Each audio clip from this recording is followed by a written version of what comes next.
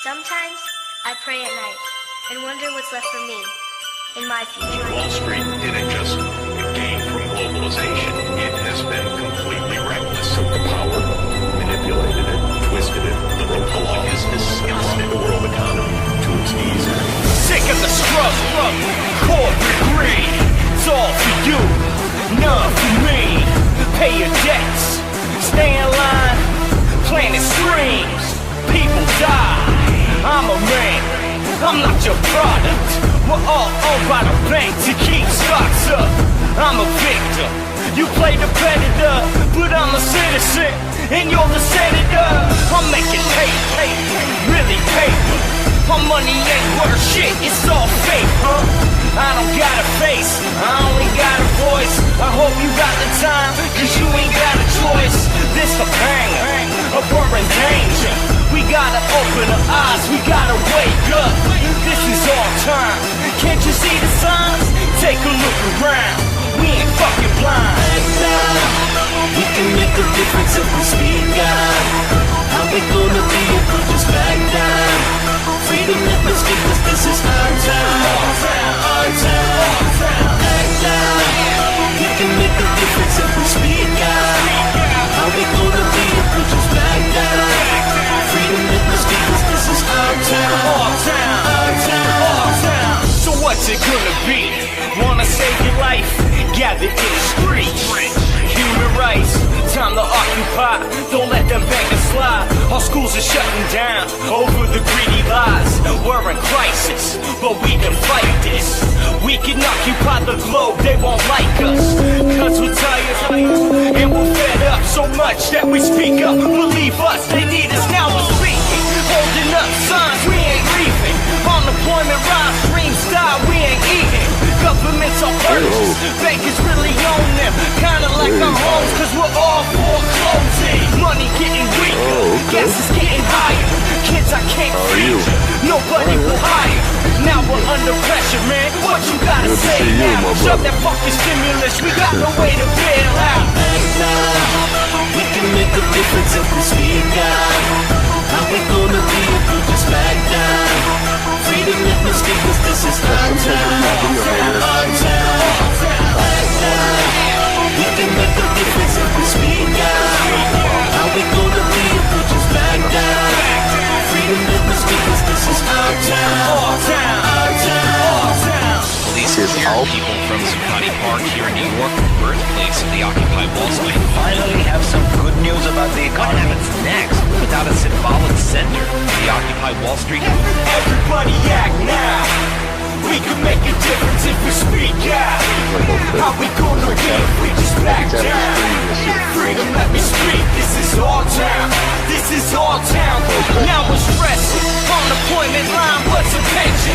All in due time, boy, your lives see it ending. Economy is slipping. All these people bitching, rising up and flipping. Corporate greed is vicious. All these people talking. Bet your ears are burning. Bet you're on an island where your sweet clan is turning. Now we're all affected. Tired of your greed now. Take our fucking planet, hell no. We will speak out. We can make a difference if we speak out. How we gonna be if we just back down? Freedom, let me speak, cause this is our time. Our time. Back down. Well, I mean, I'm on the show, so. How we gonna be if we just back down? Freedom, let me speak, cause this is our time. Our time. Back down. We can make a difference if we speak out. How we gonna be if we just back down? Freedom, let me speak, cause this is our town. Kind of overrated Our over town. I think that that's what Occupy Wall Street is really about. Yeah. Just like tell your story, because Oh yeah, I got a story to tell, and I think it'll be interesting enough that people will stay tuned in. You know. Yeah, I think they want to hear this story. I got no And idea. We no pre-screening. I have no idea what you're going to say. Oh well, tell me the format, because I'm not a minister. I'm a activist. So when I get to preaching, I get to cussing and everything. Oh, well, that's all. Hey, that's all you gotta tell me then, brother. And just the far outweighs the dangers. well, you know what? Just.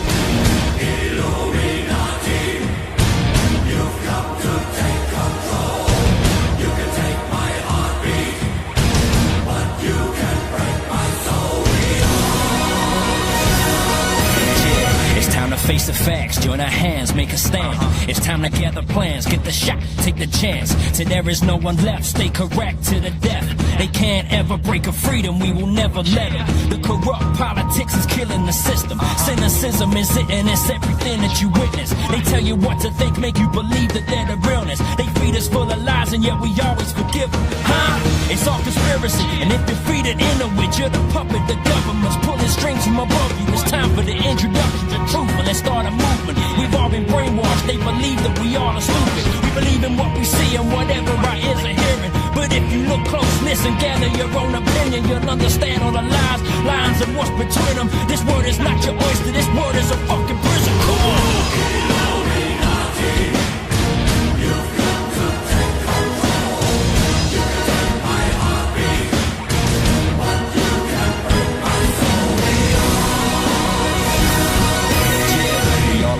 To what's happening in our nation. No one will stand up for the fear of assassination. So they strip us of everything. We stand there and just take it.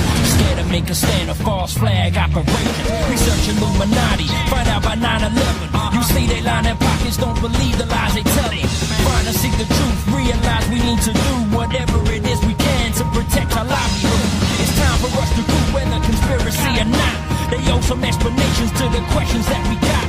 What are the skull and bones? What is lying beneath all these secretive meats? Got you lying between your teeth. What's with the Bilderberg? I'm burning your effigies. I'm praying to Lucifer. How Satanist can you be? While all of the time praying you believing in the peace, just to keep up appearances within Christianity. Come on. You'll never take control. Your new world order will lead to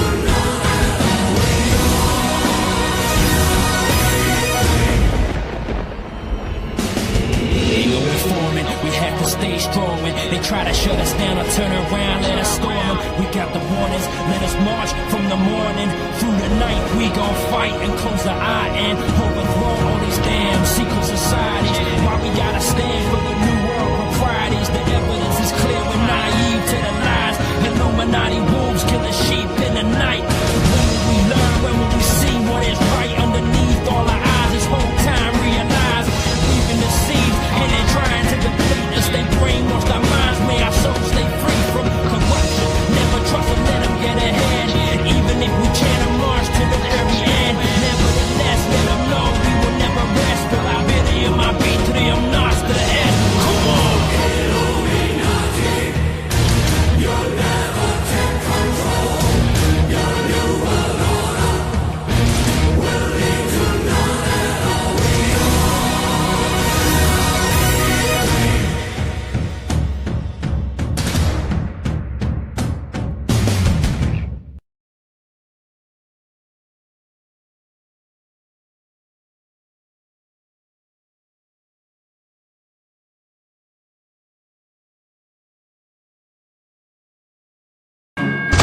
The family of a little girl who developed autism-like symptoms after receiving 5 vaccinations in one day. Chemtrails are real. And then you show the satellite photos of the chemtrail sprays everywhere, how all the lines, like spider webs, covered up cities. I mean, they are manipulating the planet. Welcome to the 2012 concentration camp. Time to put your flags down now. Stop enslaving man. We have 55 trillion, 6.9 billion. Divided by our lives, we all die by the millions. The realest shit that's going on is right in front of you. Do something now, or this is just what might become of you. Trying to live, want to exist, but look what life has done to you. They put these lies in front of you. They mush your mind and dumb to youth. Yeah, they soft killing us. These kids' arms are filled with drugs. Autism caused by doctors putting shots into us. Hospitals want to keep us as locked prisoners. How could anyone look around?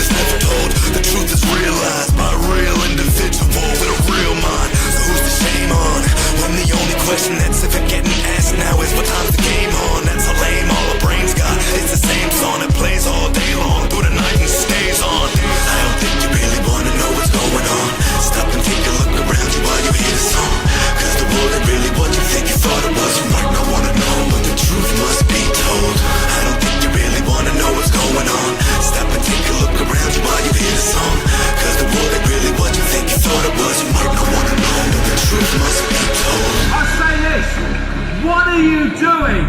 You people in science who are developing every day more efficient ways of killing your fellow humanity and poisoning them ever more efficiently. What are you doing?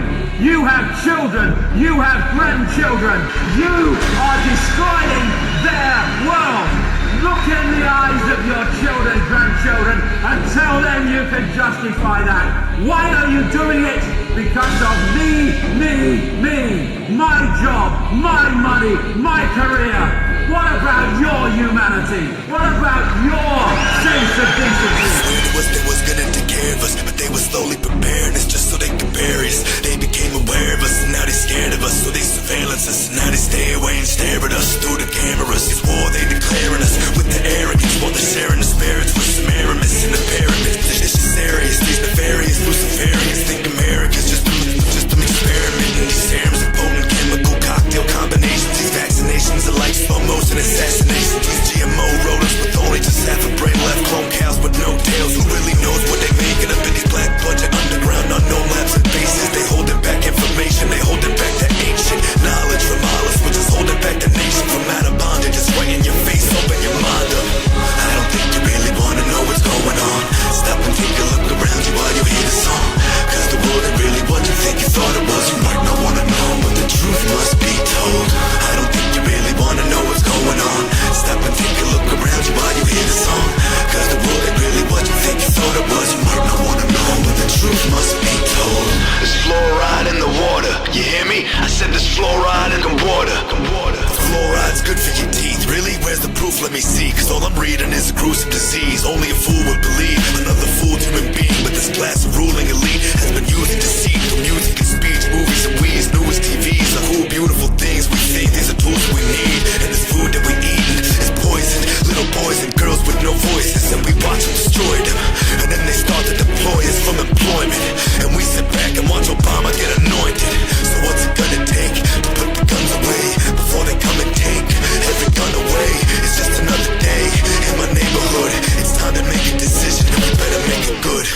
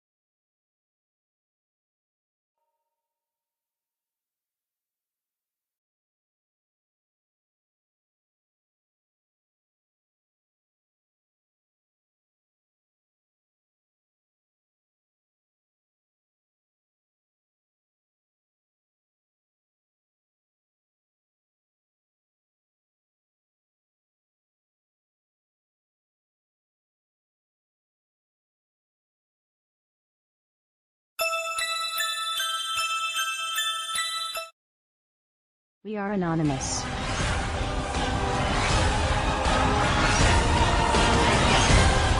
How is it that it seems no one remembers just a few short years ago? These are the steps that we must take. There are plenty of steps we can take right now to start getting our economy back on track. To help create jobs and grow this economy. If we are going to deal with our dependence on foreign oil, if we're going to end our dependence on foreign oil, we'll recruit an army of new teachers. I want to recruit an army of new teachers. make college affordable. Make college more affordable and repair our crumbling roads and bridges. We've got crumbling roads and bridges. Tonight, more Americans are out of work. We still got friends out there and family who are looking for work. At a time when so many people are struggling to keep up. A moment when so many people are still struggling. If you are willing to work with me, if you're willing to work even harder in this election, then I promise you, change will come.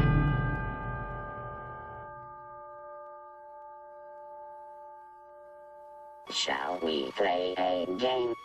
If you see something, say something. Report suspicious activity to local authorities. If you're not breaking the law, if you're not doing anything wrong, then you shouldn't worry what the government is doing. Terrorism, terrorism, terrorism, Al-Qaeda, Mohammed, terrorism, terrorism, war in Iraq, war in Afghanistan, Al-Qaeda, Osama bin Laden. It's not like my government would ever do it to me, but guess what? You're wrong. Protest is now illegal in the U.S. Move along, citizen.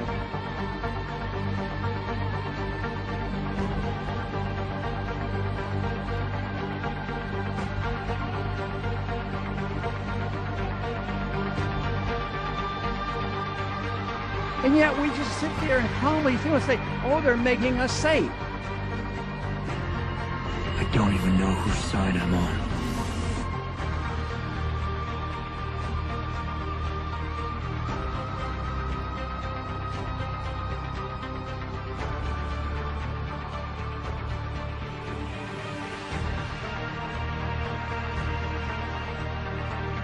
Okay, this is straight out of 1984. We're living in a police state.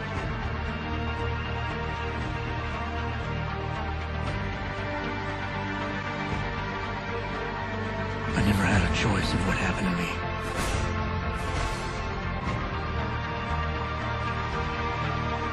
The city is being turned into a police state. Militarized riot gear, LRAD machines, and drones overhead.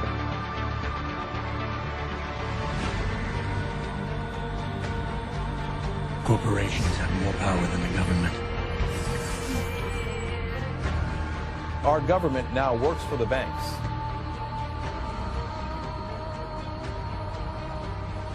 America, the greatest losses to our freedom have come not from someone attacking us, but from the government ignoring the Constitution and the majority letting them get away with it.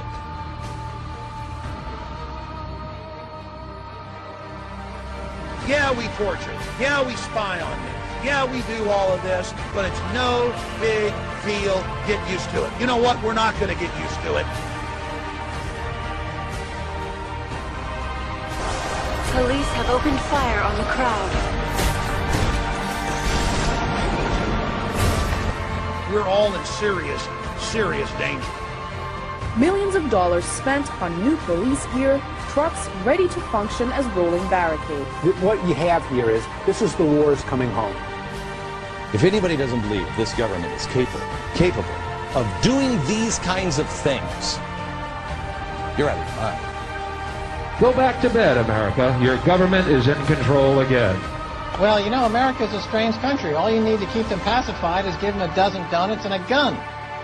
They don't seem to have the capacity, the intellectual capacity to think of their own self-interest in any other way than the next 5 minutes. It's time to wake up. Wake up, America! Wake up, America.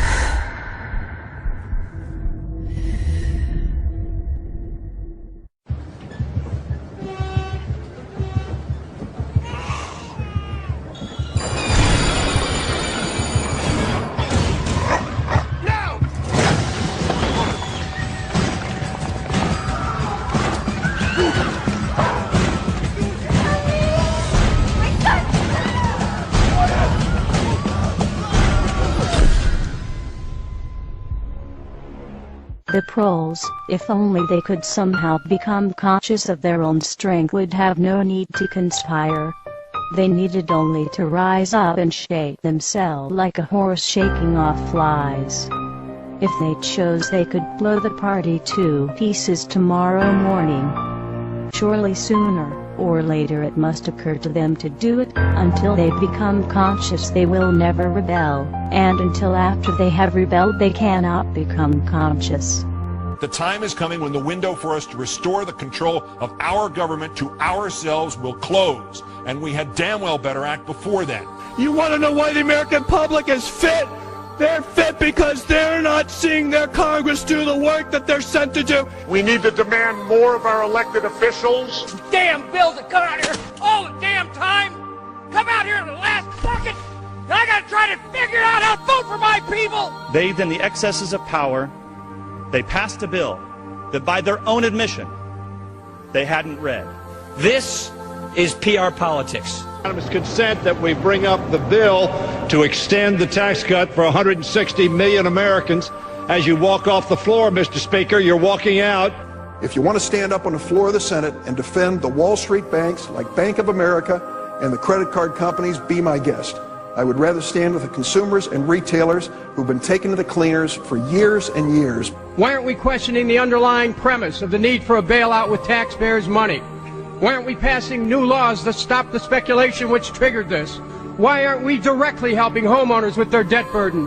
Why aren't we helping American families faced with bankruptcy? Why aren't we reducing debts for Main Street instead of Wall Street? Is this the United States Congress or the board of directors of Goldman Sachs? When I fuck up, who bails me out? No one. There is no one here to object. This is why the American people have thrown you out of power. You see, you're right. It is within your sole discretion to recognize a member. But you chose to exercise the power of the gavel, Madam Speaker.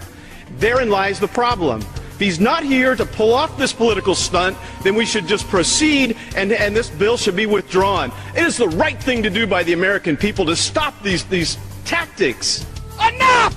And make no mistake about it, this is not about national security. But my point about this is a war without end. I'm afraid of giving up the right to trial by jury and hoping that someday they will declare an end to this war and they'll give back the right to trial by jury. Mr. Speaker, a nationwide revolt is developing over the body scanners at the airports, and it should. And we also know there are individuals who are making money off this. They say trust us. Trust us, the people who brought us Katrina, to be competent in face of a disaster. Trust us, the people who brought us warrantless wiretapping and other excesses eroding our civil liberties. Trust us. Many of us were told in private conversations that if we voted against this bill on Monday, that the sky would fall, the market would drop 2,000 or 3,000 points the first day, another couple thousand the second day, and a few members were even told that there would be martial law in America if we voted no. We're not trying to scare kids. This president's foreign policy is what's scaring the kids of this country. Well, it's the same people that told us Saddam Hussein had something to do with 9/11. Same people that told us Saddam Hussein had weapons of mass destruction. Same people that told us we were going to be able to use the oil for reconstruction money. Same people that told us that we'd be greeted as liberators, not occupiers. Same people, same president that told us the Taliban is gone. Same president that told us that Poland is our ally 2 days before they pull out. Same president that tells us Iraq is going just great. Same president that tells us the economy is going just great. Same people that told us the tax cut was going to create millions of jobs. Same people that told us that the Medicare program only cost $400 billion when it really cost $540 billion. So please forgive us for not believing what you're saying. Please forgive the students of this country for not believing what you're saying. Not one thing about this war that has been told to the American people or that has been told to these college students has been true. Not one thing. Bremer says we need more troops. The Pentagon says we need more troops. And this president can't get them from the international community. There's only one option left. Let's be honest with the American people. Fascism, by definition, is when corporations team up with organized religion and control the government. Do I have to say anything more? Wouldn't you say that we're on the brink if we're not there? We're witnessing a slow and steady takeover of our true freedoms. And now we see the government taking over banks. We see the government taking over car companies, insurance. We're being told what cars we can drive, how much we can make. And now they want to take control of our health care. It's one more attempt for them to put everything that we do day and night under the control of the federal government. Are you willing to sacrifice your freedom for liberty? Well, I say that they're taking away our free will. The American people are being forced to do something they don't want to do. But there really is a difference between it.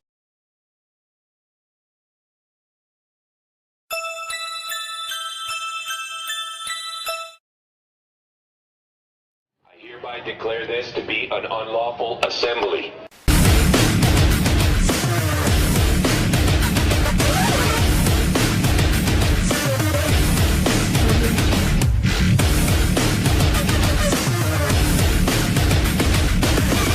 I order all those assembled to immediately disperse.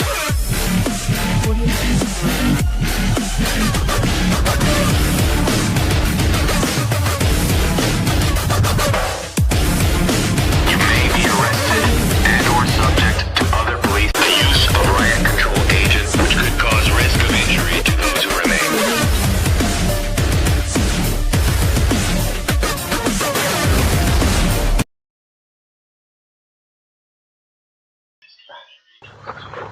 All right, and we are live. Welcome to episode 38 of Anonymous Bites Back. This is Tyler, your host. Our other guests like to introduce themselves.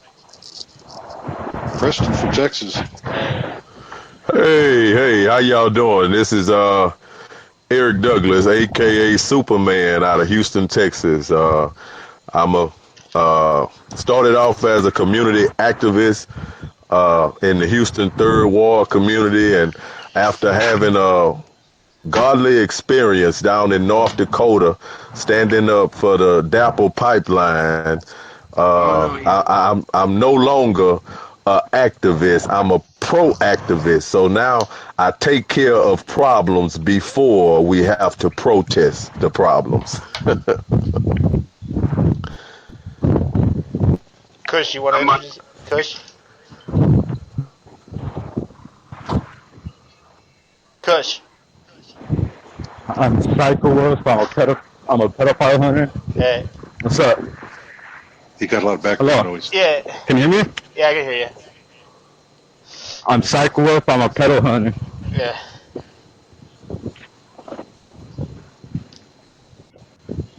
Okay, anyway. Where's Lucky? I mean, there are people here, but let's get going. So, Eric, you're our special guest for tonight. So, tell us a little bit about yourself. Oh, brother.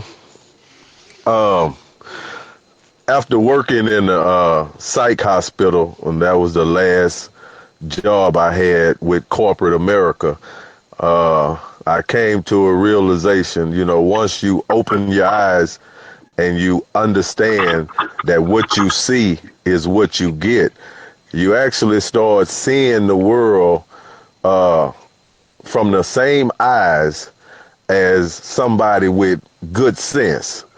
And I can blame that on a special lady I know named Mary Jane. And I tell people all the time that Mary Jane and some good loving is the cure to everything in this world. And after working in that psych hospital and seeing some of the things that I saw, it took me to get a different perspective on life, because for 40 years of my life, being raised as a Christian, I thought smoking weed I thought that was a crime, and I thought it was a drug, and I stayed away from it. And after working in that psych hospital, I had to introduce myself to something to keep me from being depressed. And man, I'm so glad that I did, because once your eyes are open, you can never go back to sleep and sleep comfortably because you know. And when you know, you ain't got to believe no more. And after I woke up and I realized the people that we have thought was crazy all this time, those are the people that have good sense, and society medicates those people with pharmaceutical drugs to keep them detached and keep them disconnected from the real reality that we see every day. And so, 95% of this world lives in a mental psychosis and don't even know it. But I detached away from that system and I started standing up for the things that was righteous to me.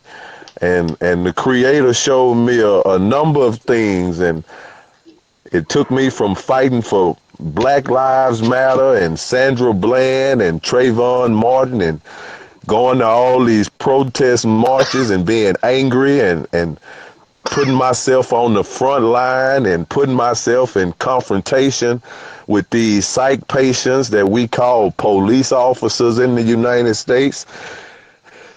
And I did this just with the thought of knowing that God loves justice.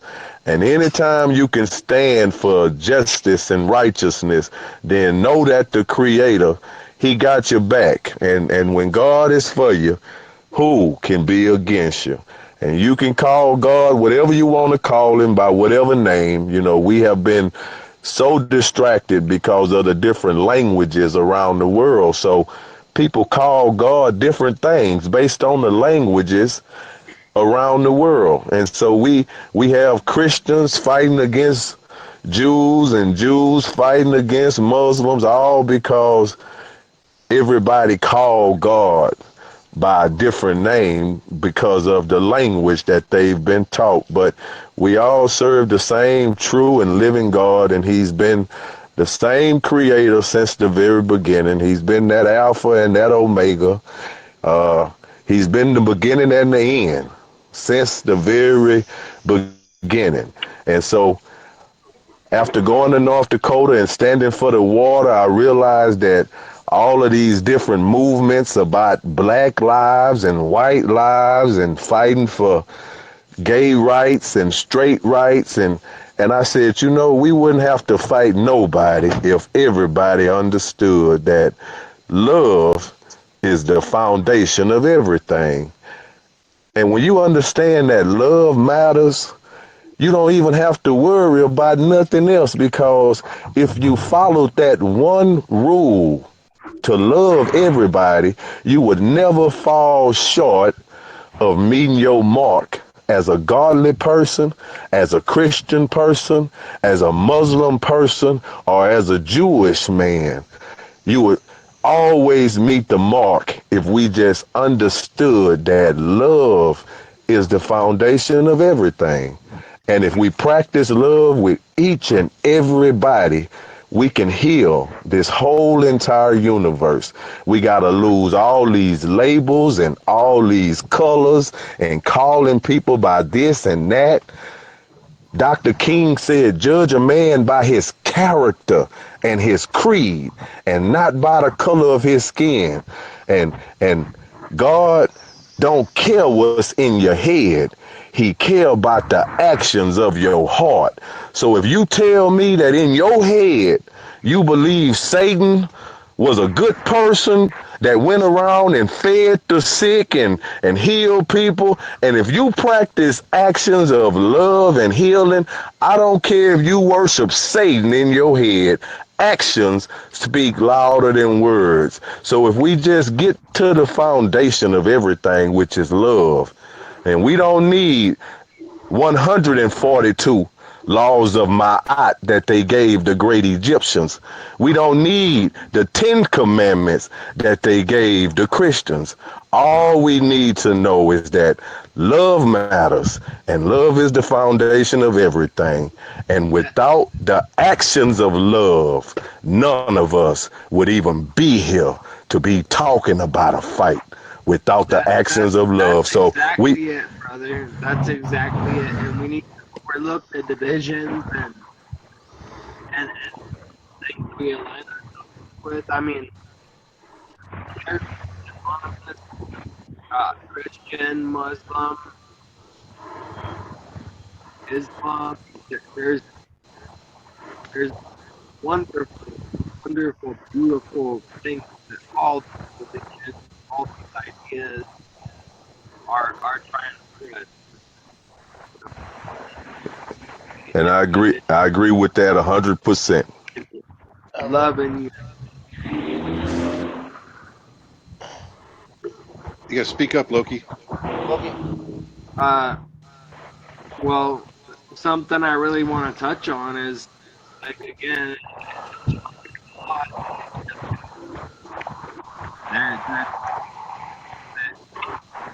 sounds like he's underwater. He's breaking up. Am I? Yeah. It's like you're there and then you're not. I don't know what's going on. Alright, well, if you guys can hear me, basically, what brother here is saying, yes, love and unity, it doesn't matter what religion, what belief system you have, whatever you feel is right, as long as what you're doing is right, is with love in your heart and for the betterment of humanity, then do it. But there's a lot of people out there that want to try to divide and conquer us.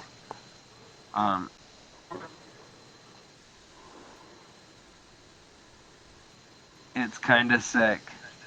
You know, a lot of us are trying to spread the message of loving each other, understanding each other, finding the better aspects of our beliefs, and working together. But then there's a shit ton of people who just are closed-minded and want to divide and conquer.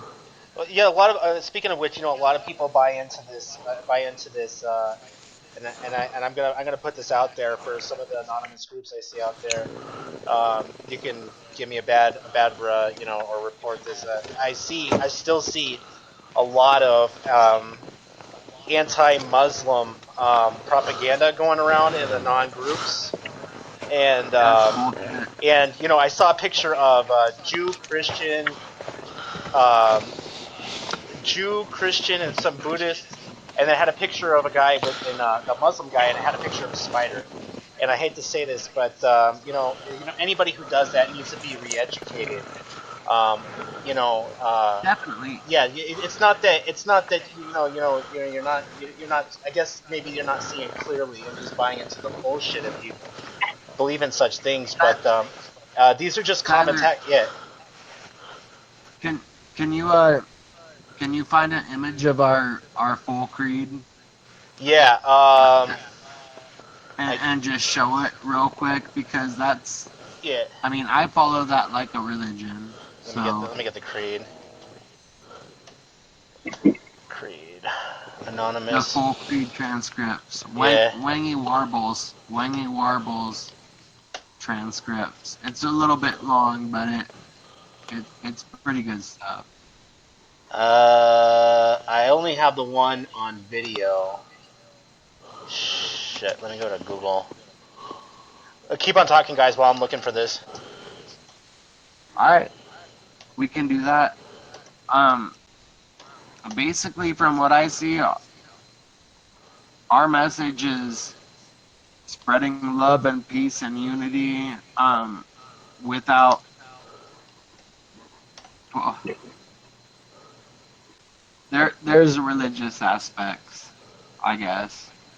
But, I think what we have, as far as the full transcripts and stuff, is pretty solid. It's all about unity and loving one another and accepting the fact that we aren't going to be able to see eye to eye on everything.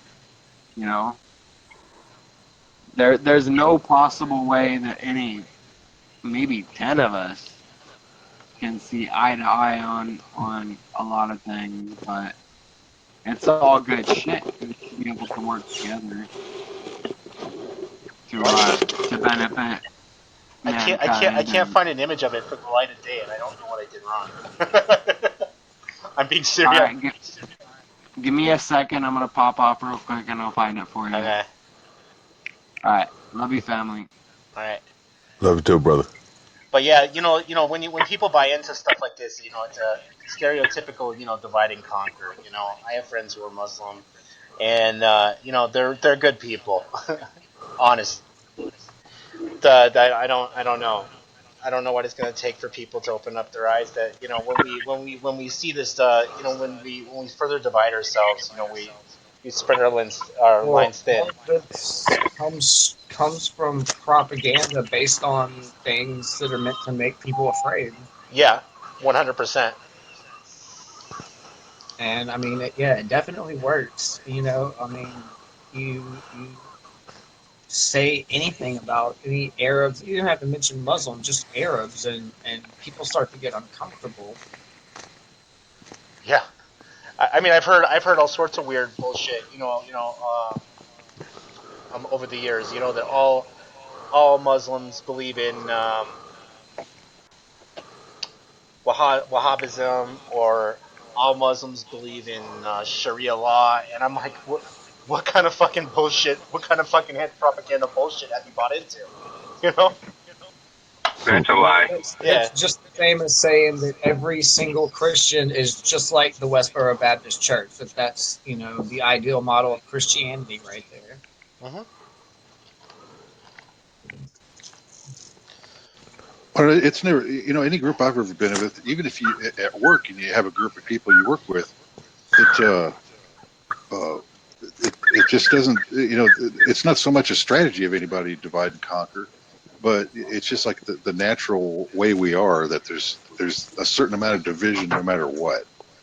Even if people aren't consciously doing anything, along those lines, there's still a lot of it going on. What is that? Somebody brings up. Somebody else is in their car, obviously. Hey, me, I'm driving down the road. Yeah. Is that an explosive device? Yeah. Yeah, the black guy out of Houston, he in his car too.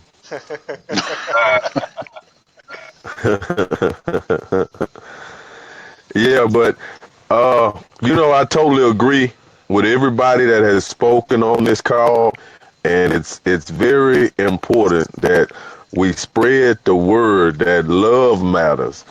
All the division comes from any certain group that wants to claim that any type of supremacy. We always hear the word white supremacy, but if you have black people that's saying that, because I'm black, it makes me greater than you, because I got more melanin in my skin, that don't make you anything.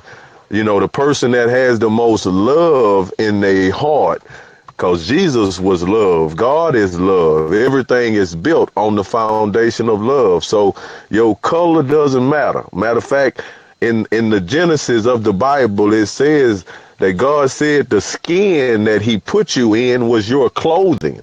So the bullshit that you go buy from Walmart is not your clothing. That's the deception from the devil. Your clothing is the skin that he put you in. And the Creator would not dare take somebody and put them in a certain color skin and then turn around and criminalize you or punish you because he made your skin color the way that it is. And most of us have absolutely nothing to do with our skin color. We got to blame that on our parents. So if you didn't have nothing to do with it, God can't hold you responsible for it. But he can damn sure hold you responsible. He can damn sure hold you responsible for the love that you show to your fellow man through your actions. So we got control of that. So when you looking in your life mirror, you understand that it's just you in that mirror. And this comes from my psychiatric experience working in psych. When you look in that mirror, all you see is me, myself, and I. Those are the three people inside of you.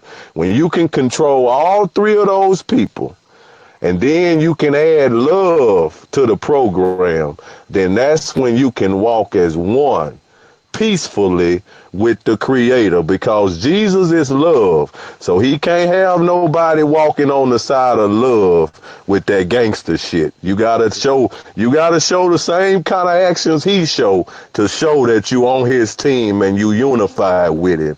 So it's time for love, everybody, you know, and I envision having the largest human family reunion in the world down in Houston, Texas. Since it's the international hub of the world, I envision having the Love Matters family reunion. Not my family or your family, but the universal love family of God. And we gonna make that happen. And all it's gonna take is a lot of phone calls like this and a lot of people donating to a lot of worthy causes to feed our sick, to heal our people that have been deceived and sitting in the hospital waiting for a doctor to heal them.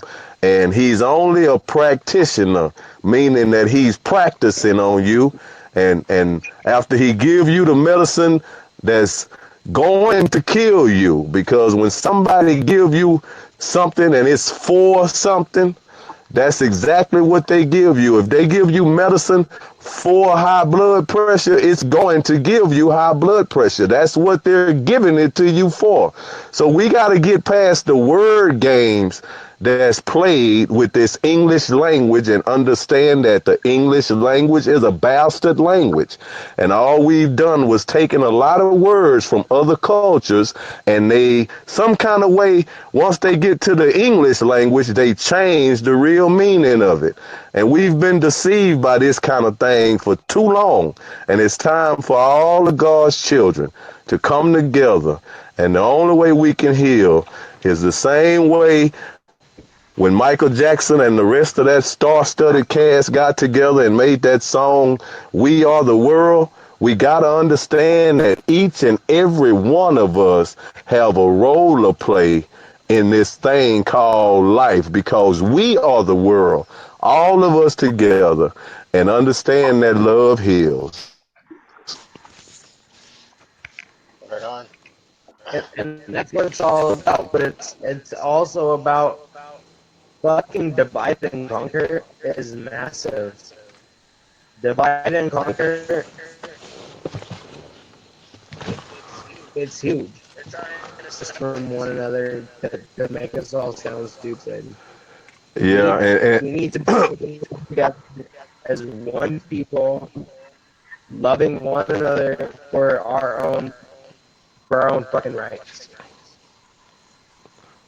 I agree with you 100%. And we don't need to put no energy into the division that they're trying to cause. So we don't want to feed no kind of energy to it. So when we on the airways, we need to promote what we stand for, not the things that we don't stand for. See, when we feed energy into it, we keep it alive and we keep it breathing. So we just gotta totally disconnect from it. So that's why when you was a kid and mama send you to the grocery store, she tell you what to get. She don't tell you what not to get, because that'll be a long ass list for her to tell you everything in that store that she don't want. So let's just promote what we looking for, and love matters. And I started that organization about 3 weeks before I went down to North Dakota to stand with the Native Americans. And so it was confirmation once I got there just what time it was. So Eric Douglas, if you look up the Love Matters movement out of Houston, Texas, you can find me on Facebook and you will see everything that I stand for. But more importantly, you will see the videos of everything that I do, because I'm not just an activist by word of mouth. I'm activated by the heart. Right. And I get out in the community. Brother. Right? Thank you. You're on the front lines. And that's where I want to be, on the front lines. But it's time for all of my sisters and brothers to come to the front line with me, because I don't care how religious you are. Once you understand that your prayers, your belief, your hope, your faith is not real, but when you reach out your hand and help somebody, help is real. The rest of that is just words. If somebody pray for you, if somebody got faith in you, if they hope for you, if they believe for you, none of those things are real until action come along with that. And that action is an action of help. When you help somebody in need, that's when you elevate the heart. You live for a mighty long time, because my brother Muhammad Ali, they say after he died, his heart was still beating for 30 minutes. After he was pronounced, how you pronounced him dead and the heart is still beating? I thought you're not dead until the heart stops. Huh? Yes, technically. Well, yeah, I mean, they go off not of, like exactly, brain waves Yeah, too. they have brain You dead. can be brain dead. Yeah. Yeah. And just like I said a while ago, God don't care what's inside your head. He cares what's inside your heart. So even with Muhammad Ali being pronounced dead because he was brain dead, his heart was still beating. And guess what? And if his body was still walking around here, and he was still feeding the homeless, and he was still taking care of the sick, then guess what? They can say, that's a dead man, but he sure love everybody.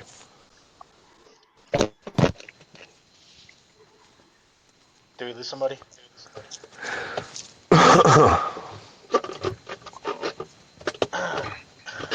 So, Eric, what were your experiences like at the DAPL?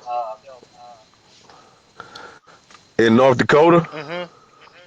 Well, I stayed at the spiritual campground because, like I said, I'm 46 years old now, but for 40 years I have been raised in the Christian church and the Church of Christ and all of that. So I guess what they taught me as far as foundation was probably okay, because I ended up being the person that I am.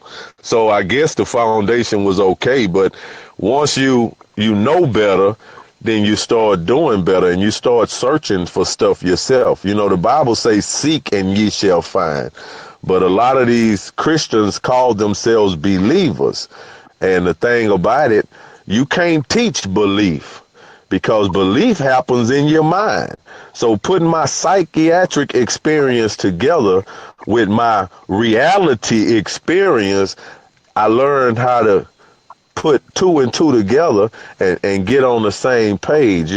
When you, myself and I, aligned with each other, that's when you can walk 100% in knowledge of what's going on and in the knowledge of the universe. And you can walk at peace, when you just add those three aspects. So you got 33, 33, 33. That's your 99%. And then add love to that equation, and you can walk with the Creator in peace every day, and he will give you understanding, complete understanding of everything that you need to understand for your life to be complete. And North Dakota was a completion of a puzzle that I had been seeking, and I had already started the Love Matters movement before I came down there, because I started a project called Universal Heroes out of Houston. And I just took it upon myself, once I left the psych hospital, to start cleaning up my community. And I didn't have no money to clean up my community and to make a big impact. So I said, you know what? I'm just going to put on my Superman shirt, and I'm going to get some trash bags, and I'm just going to start picking up trash. And as I started to pick up trash daily, I started seeing the changes in my community. And so I could relate to the fact that what you see is what you get. And so I aligned that thought with the fact that the Christians taught me that cleanliness was next to godliness. So I knew one thing: as long as the community was clean, it was good vibes that came through the community when it was clean. And it was the reverse effect when the community was dirty. And so, being that I was 40 years deep into the church, I know the Bible like the back of my hand, and the Bible says you reap what you sow. So if you plant an apple seed, you're going to get an apple in return. So using that same logical equation, if you... Whoa. Uh-oh.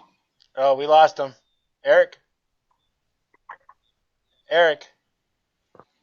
Oh, man. And he was on a roll, too. Yeah. Hold on.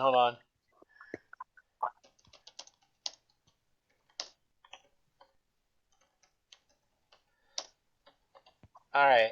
While we're waiting for him, I'm going to talk on some side topics right now. So today, I don't know if any of our viewers are familiar, with what's going on in the internet, in the FCC. Maybe some of our other guests will like to jump on this one. But back in 2015, it was 2015. There was a law passed, and this one I am in favor with. I don't know. I might get a lot of backlash from this. There was something for net neutrality, and mainly it was applying to broadband providers, such as broadband providers couldn't restrict or throttle your internet on your devices. Somehow they're still getting around this loophole. AT&T, Verizon backlashed several times on this because the FCC had scheduled the internet as a Title II, declaring it as a utility, which it should be. This is the only way some of us in the world communicate with each other.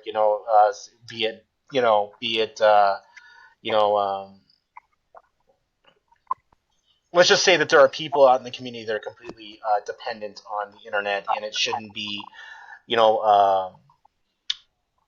restricted in any way, shape, or form to anybody because they need more of it. There are paraplegics who have doctor visits via, video conferencing, with people over the phone, over the internet with, interactive connection with the camera and all that. But what's going on right now is that there is a guy in the FCC right now that wants to repeal it, and essentially this could be real bad for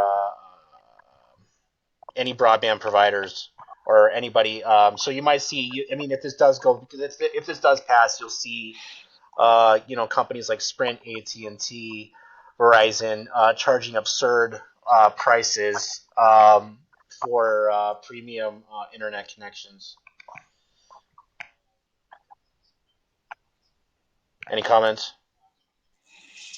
Well, my take on a lot of these legislation is that, and this goes, you're saying repealing net neutrality, but you got to remember when they passed the net neutrality, that was to allegedly, make things fair, and there was legislation in that was nobody's manipulative. You can't. I don't even know what they're up to anymore because we're on like the third level of this, and I think the problem with calling it a utility as well is that it falls under electrical power and other things. There's actually almost a military statement when you do that. It becomes part of the infrastructure. And then it can really start to get regulated. So I don't know, man. Their argument is that the federal government is involved in has their hands too deep into into this, and they should back off. But the regulations You know, even though I'm anti-establishment, anti-government, rules like this against fat cats on the internet, these bigwig companies who charge you for data and this and that, these regulations I think are a good thing, but at the same time, the regulations are there, but they're not being enforced. They still throttle your data. They still have caps on what you can and can't do on the internet. If you look on your Loki. Well, at He's the falling asleep same on time, camera. this is about to get a lot worse because a lot of these internet companies are starting to merge behind the scenes. Yeah.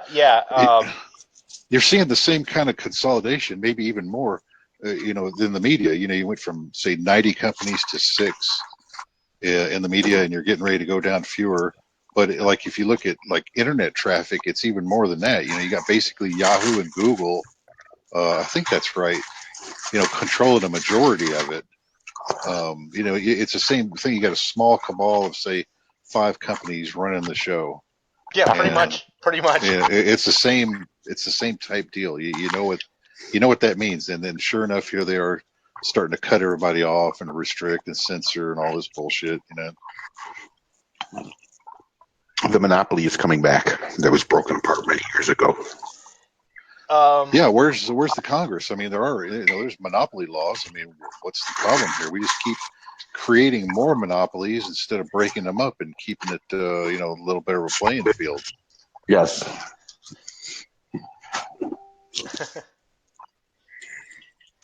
Yeah, and essentially that's, I think, that was what was going on. That's why this FCC regulation was there. But I have yet to see it be enforced. They still, they also have data caps. Since I think, God, when did I first notice anything with my provider? I have an unlimited plan, truly unlimited plan. And last July they started saying that they were going to enforce. They weren't going to data cap, but what they said they were going to do is throttle your data after 25 gigabytes, and they started doing that. And before, what I'm paying for, which is more than the average Joe for a lot of these services. It's almost like, what the fuck? Why? We pay the highest paid prices out here in Chicago. Yeah. On this stuff. They like to rob us. There's the same with home internet, being like hardwired with the modem and everything. A lot of these towns out there, especially smaller towns, you only have one option. And they're going to charge you out the ass and limit you. Like, even Comcast, like, we had to fight them to get out of this, 300 megabyte a month data limit. Which, that's pretty easy to go over if you have home internet. Yeah, I wasn't aware. I wasn't even aware that I even had a data limit. So I got UVerse, and I had UVerse when I have FTTC, fiber to the curb, and it was a pretty fast connection. This was like 6 years ago. Wasn't truly fiber optic, and then they didn't have data caps on home internet with UVerse back then. And then I got UVerse again 2 years ago, and I was looking at my plan, and they said I had a download limit of 100 gigabytes. And I'm like, okay, well, that isn't that much. But then I'm like, wait a second. I'm watching Netflix. I'm listening to streaming music. I'm going to go through this like nothing, like in a month, In a week. Not a week.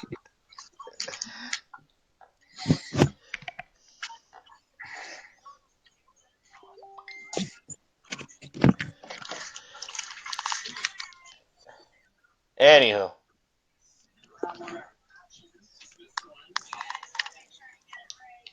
Yeah, I'm texting Eric to see if we can get it back on here. Try to do the usual shut down everything, restart.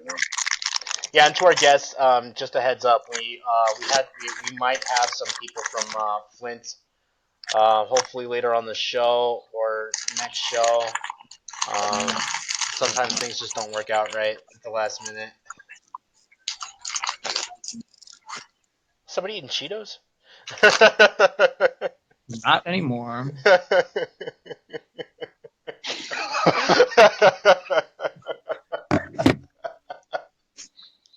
Like Jesus.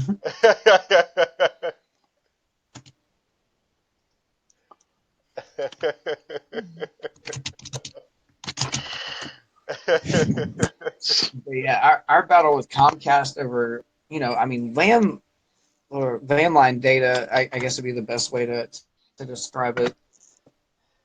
I mean, the fact that they even have data limits on that is mind blowing to me. And like on ours, it was like once you go over the 300 gigabyte limit, like every 10 gigabytes after that, they were charging you like $30. And like, come on. Well, and it gets me because as the speeds go up, it gets that much easier for them to push more data through. So why are they charging you more?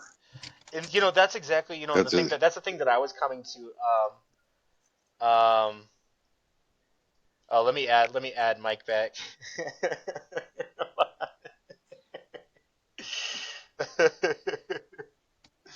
The usual technical nightmare. Yeah. Hold on, Michael Seagraves. Hold on, where is he?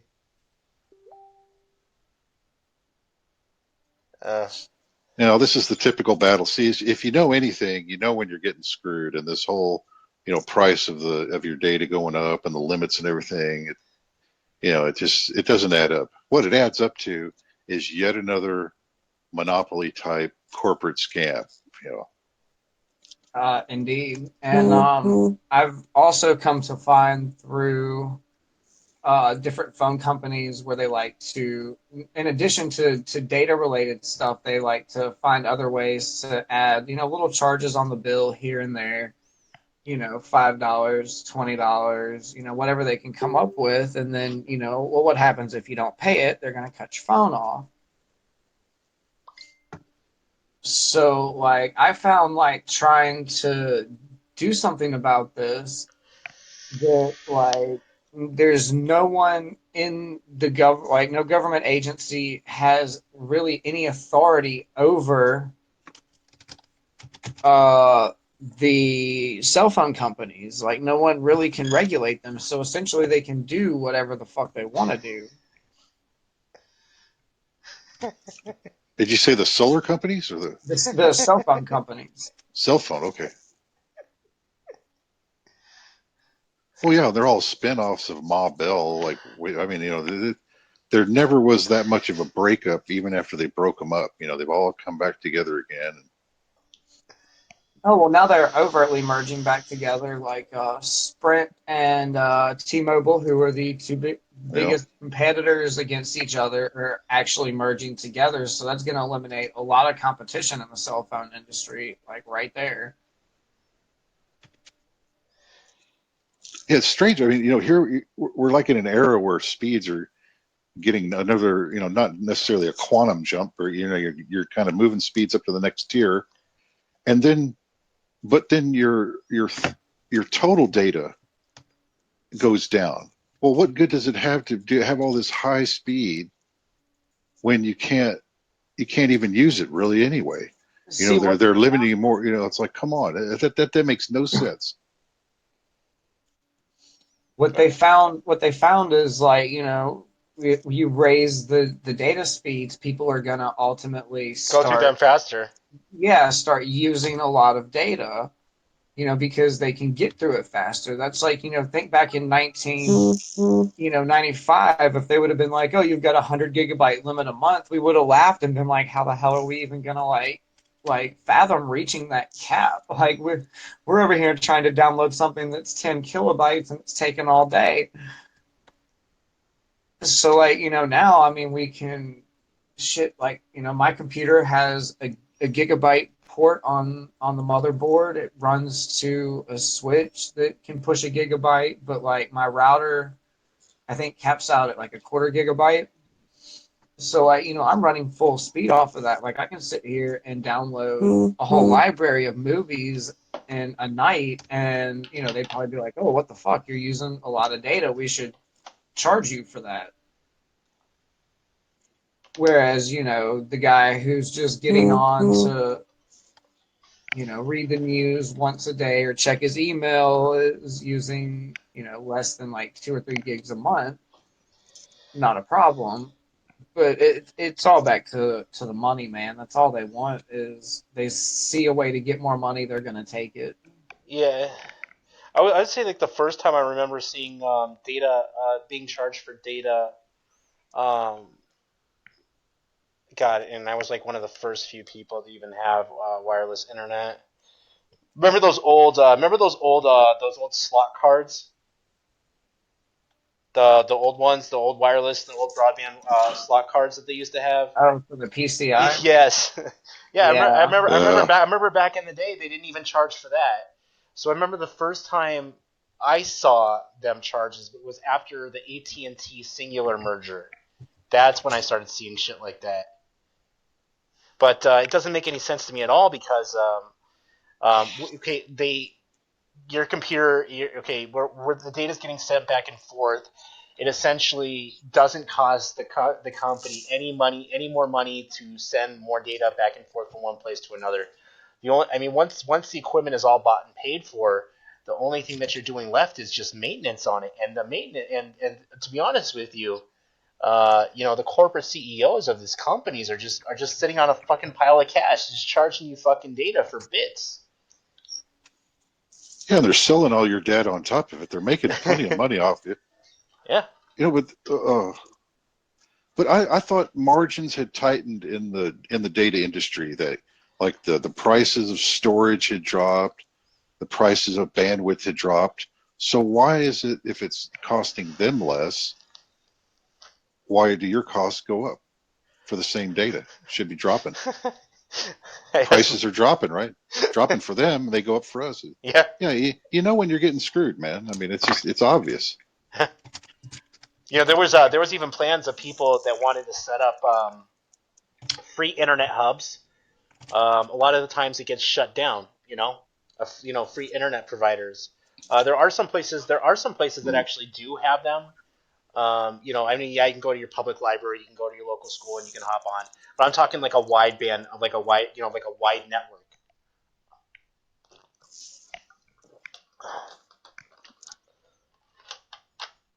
Yeah, I'm not buying it. It's just typical of what happens here. That's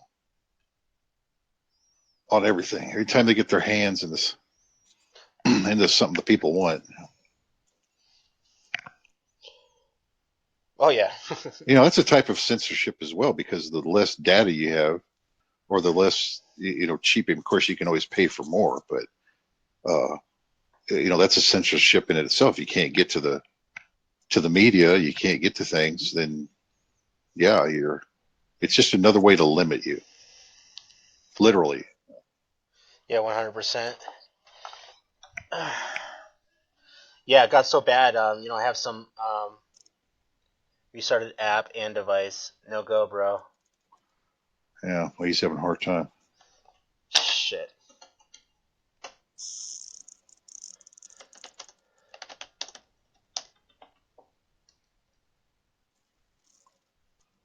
Yeah, I don't know what it is about it. Sometimes this Google crashes, man. It's taken me 2 or 3 reboots to get it straight again. Yeah.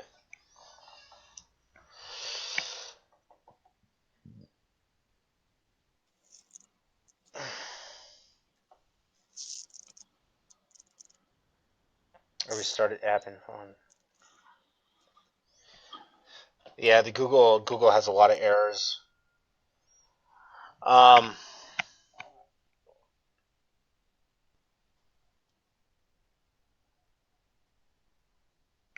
was I gonna say? Dead air.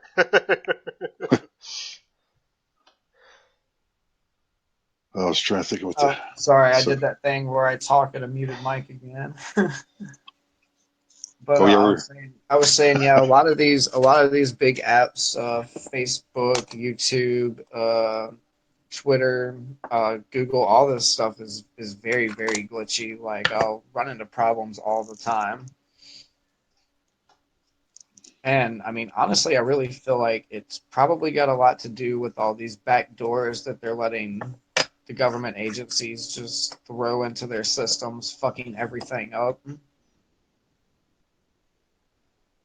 Oh, hey, I got one time. There was a guy I watched on YouTube. He's from India, but does like tutorial videos. But he was saying that Tor has been officially, I guess, outlawed or restricted in India. Really? Yeah, I don't know how recent that was, but Hold on. Tor. I mean, Tor is not as like secretive as you can think. The exit nodes, they can be monitored. You know. well, I've just seen like BitTorrents, and download stuff. I never got into it that hard, but yeah, I mean, it's just one more tactic. And then Jay had something the other day about he's got this like Streambox Cody, and they're going to give you like a 10-year prison sentence in the UK now if you use one of these Cody boxes.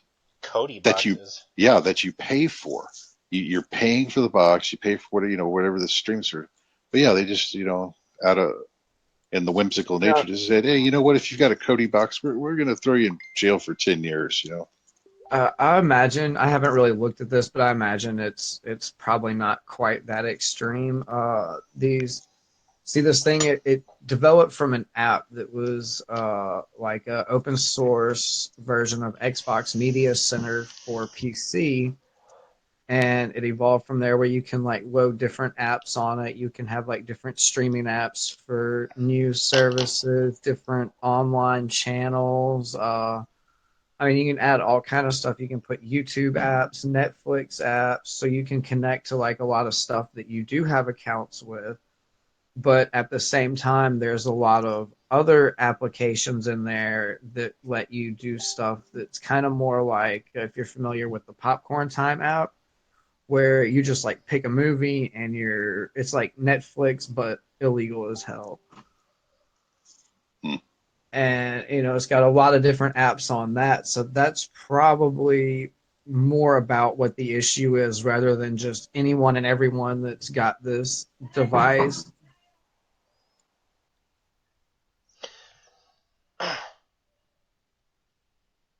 We losing everybody today?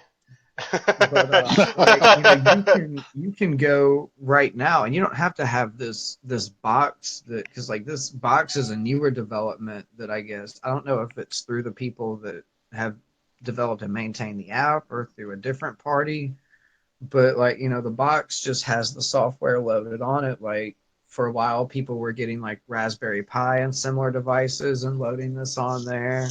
I mean, you can download it straight to your desktop computer and run it. But I mean, really, it's the app itself and the software itself for Kodi isn't the threat. It's people are going to pirate. If they're going to pirate, like making a device illegal is definitely not going to stop that. Or coming after something like that, they're just going to move on to the next thing, back to torrent and Pirate Bay with a VPN or, whatever. I was like, I was going to say, how many times have they tried to take down the Pirate Bay and how many lawsuits have gone on and stand and desist orders, I mean, you can't stop pirate. You can't stop it. Computers are great copying machines. But I mean, they're definitely not going to stop these devices because you can run them 100% legally. I could hook one up and just run Netflix with a paid account, and like you can load physical movies on there too. Like you could have it where it never even connects to the internet. You could download something on another device or rip them or get a digital copy legally and load it on there or whatever you want to do, and just have the physical file on your device or something that your device connects to, and you're never even connecting to the internet. So that's another reason that they're not going to be able to stop this. But I would imagine if you get into the fine print, it's probably got a lot of details about that, especially if it's specifically in relation to this device.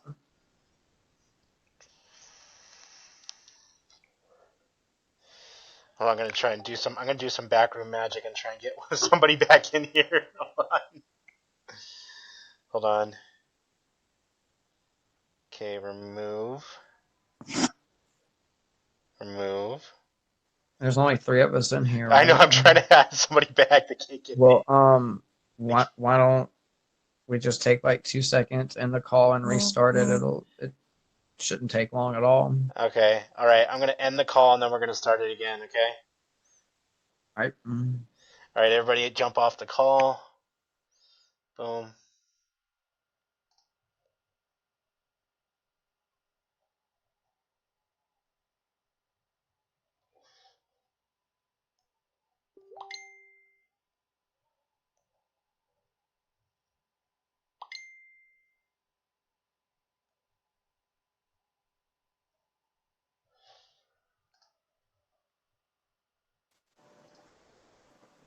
All right. Is this a new call? Yep. Oh, okay. Shit. Well, us 3 are back in. Preston, did you jump off the call? Preston? Well, he's Preston? in here.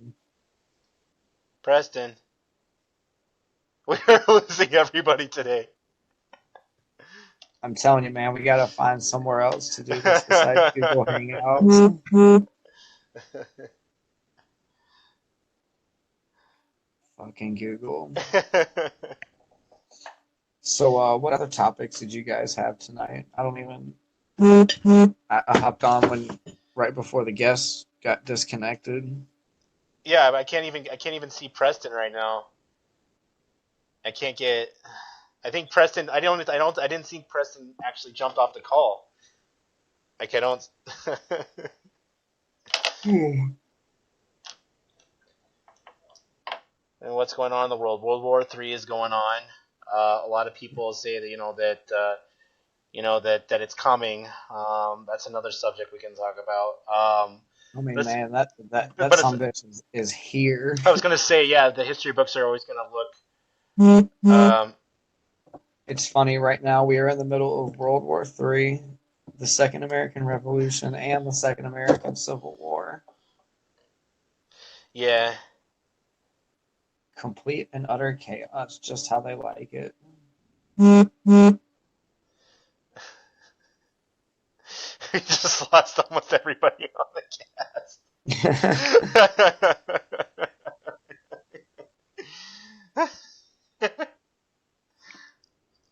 Oh yeah, and France was popping off again. Oh man, France was lit Mayday, man. Like no pun intended to the pigs that got lit up with the Molotovs either. That shit was crazy. All right, and then Terrence is going to be jumping on in a little bit. He said he was going to be back here. Let me see if I can get Preston. All right, we got some technical difficulties. Always, I'm gonna get all y'all to get Discord, and we can use that. Yeah, but Discord is it's safer. It's not safe. Well, Google Hangouts is definitely not so safe. buggy.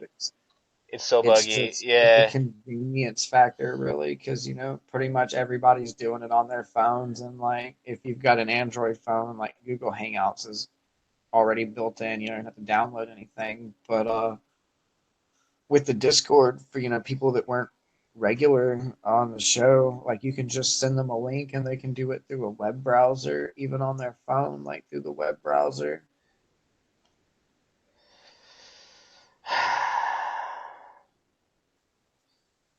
There's tons of other options out there, but I can't think of many that are convenient for a large scope of people. Well, I heard of another one. It was like Skype. It was like a crappier version of Skype. It was called Uvu, but I think it limits you to like Oh eight yeah, people. we used to use that. We used to use that for some other podcast shit. Yeah, fuck that shit. Yeah, I was gonna say it's like a shittier version of Skype. The only advantage of Yeah. having Google is that you can have like 10 people on the call. And Preston, what happened to him? I don't know. He's sitting there probably talking to himself.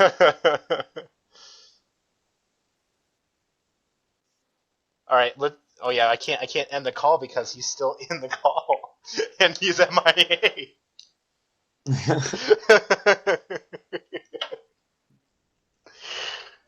Oh, this is so weird. I think he had this problem a couple of months ago, where I think his something with his router shot out and he couldn't join because he didn't have like a cellular connection as well.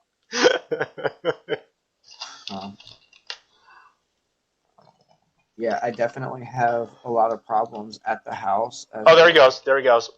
As All it right. bounces back and forth between 3G and Wi-Fi or 4G and Wi-Fi.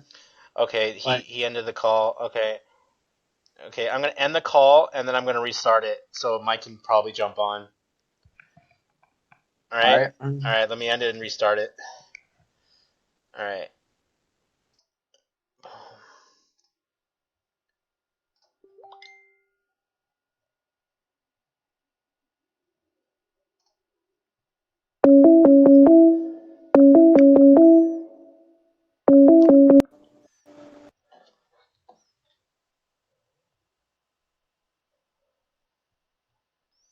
You there?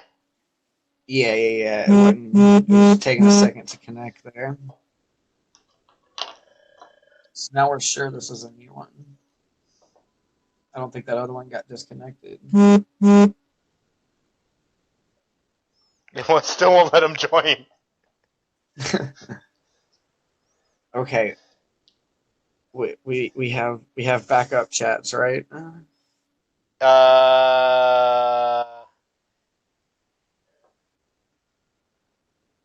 I can make another one. Oh hell. Fucking Google.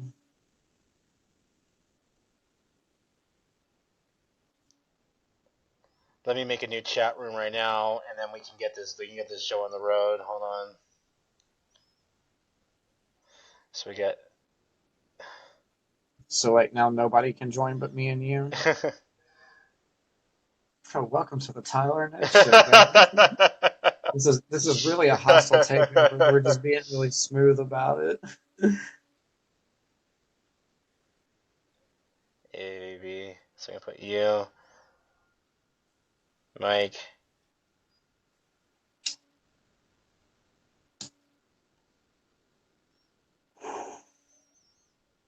All right. Can you see the new chat room? Let me send a message to it. Yeah, not yet. All right, let's move to this chat room. All right. All right.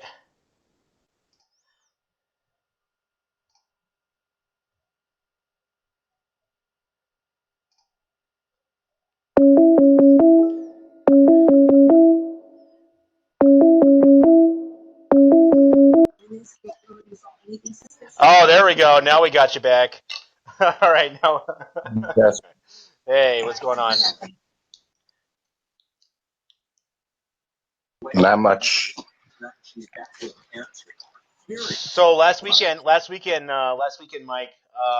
there was 2 events in Chicago. Yeah, they were rained out due to the rainstorm. Saturday, we were supposed to have Op Love Chicago. And Sunday, we were supposed to have Op. The rest of the several other locations throughout the country did Op Park Feed last Saturday and Sunday. And I was going to do it on Sunday, but it rained out. Trying to catch this weather and hope one of the days this weekend is good enough to redo it.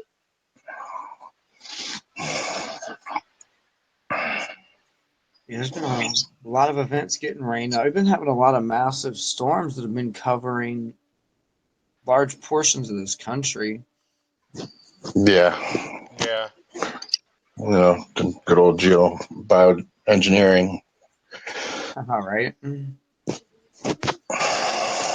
A whole nother topic right there about how they're fucking with us right now with that shit. Man, we just got hit by that big snowstorm that fucking covered a bunch of the Northeast.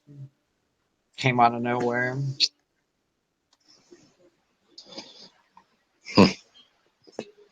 So we lose Preston? Yeah. I believe so. Try to add Terrence on here. This is the first one. All of our guests were just dropping like flies. 1, 2, 3. There we go.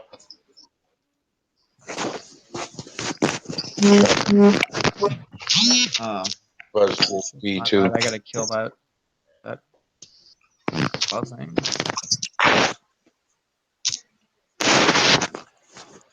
What the hell?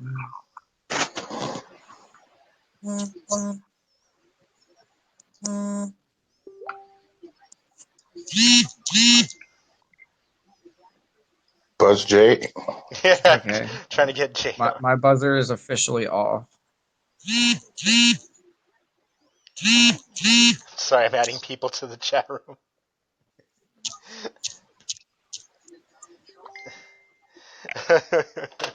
Well, hopefully somebody will jump on. Okay, on to some other subjects. I've been a big advocate of, essentially, my time with Anonymous. Down with the central banks. And was Jody was has been planning for a while.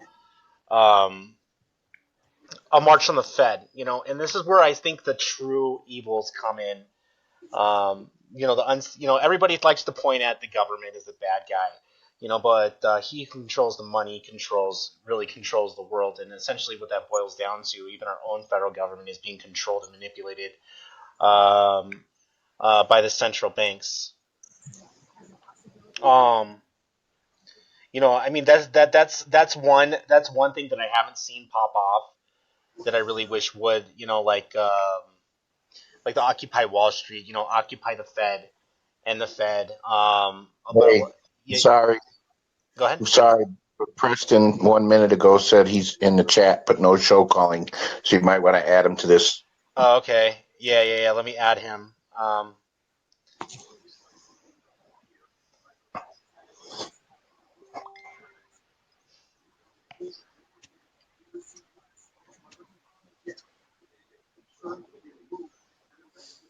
Well, I think honestly it wouldn't be hard to get a lot of support behind that. Honestly, it wouldn't. It would just be a lot of. I think between just our group that does the show regularly, we know a lot of different people that we could get to help promote that are in various different aspects of activism. And this really is something we could all come together, and it would be like another Occupy Wall Street, and it really wouldn't be hard to get it to take off. Well, like the average Joe Schmo really doesn't understand the true evils of the Federal Reserve. None. Yeah, almost none. And I'm adding Preston back there.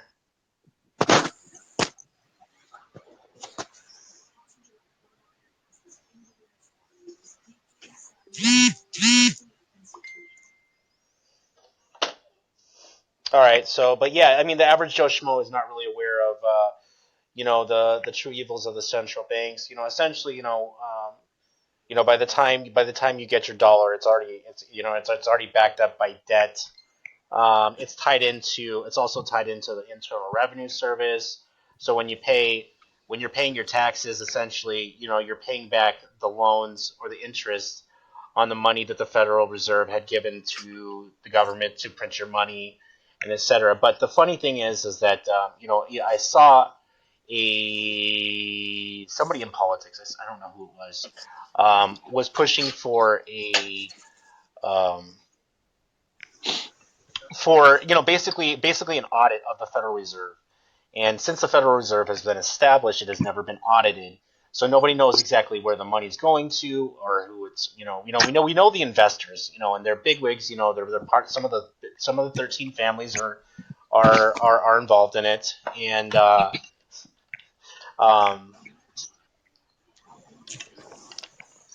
think that was Chaffetz, and then no sooner did he do that, and then it looks like his family was threatened or something happened. And now all of a sudden he's not going to be running again for Congress. I mean, it's all real suspicious. Well, yeah, the last guy, that tried to get rid of the Federal Reserve, he got a bullet in his head. Kennedy. Yeah, and Ron Paul's pushing. I was going to say Kennedy. Yeah, as far as presidents, it seems like everyone that has pushed any kind of banking reform is they've tried to assassinate and or been successful. Except for, was it Andrew Jackson? Is that the only one that they didn't get to? Or was there another one? Andrew very early after Kennedy. Yeah, it's like he shut down the first United States bank, and then there was a second one. Anyway, my history's scrambling up there. But yeah, I remember Trump was saying, when he was running, he was saying the same goddamn thing that that he was going to end the Federal Reserve, or he was going to try to end the Federal Reserve. And I remember him speaking, before he was becoming a president. And you don't need to be a smart guy to figure this out. Okay, the federal dollar, the U.S. dollar is gonna implode on itself. There's gonna be mass spread chaos. Eventually, the dollar will be worth fucking nothing. And sooner or later you'll see martial law. The things that they've been practicing with Jade Helm. Those were the situations that they were practicing for. That was the initial plan for Jade Helm. With the FEMA camps.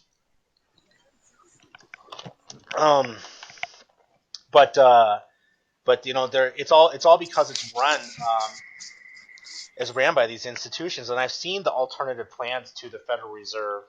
And I think that the videos that I have seen were made by bankers who can't think outside of the box. And essentially, they wanted to set up the same exact system and just rename it. Yeah, they give you some new script or some shit like that's going to change anything. No, but essentially, your own government should be printing out its own money, not a foreign institution. Right? Yeah, not a foreign-owned bank based in Puerto Rico. That's not going to work. Yeah. Never. 25% of it's owned by the Vatican. Give me a break. Oh yeah, and the problem is a lot more dynamic than that. You got your what is it? How many banks are in the banking cartel? Hold on, isn't it 22 banks? The banking cartel. Oh, I couldn't tell you the exact number myself. I'd be surprised if it's that many. Probably about 4 or 5. Well, you got Chase. You have Wells Fargo. Their international banking cartel. Oh, and then Alex Jones pops up. Deutsche. That's a conspiracy theory there. Well, Deutsche Bank's got to be on there too. They're big. The IMF shows up, of course. Let me see. International banking cartel, secrets of the Fed. Well, you proved that with that whole LIBOR scandal. I mean, that was where you really saw that, because that's an international rate. Oh yeah, there was even that they were all in on it, man. It's not just like a regional problem, regional corruption. It's an international. As if we didn't know that already, but that really proved it. Yeah, there was a lot of I was hearing a lot of talk of the manipulation of the LIBOR. Yeah, I was hearing about this a couple of months ago, and this is not something new. This is something that's been going on for a long time. Oh yeah, the corruption's ongoing. Yeah.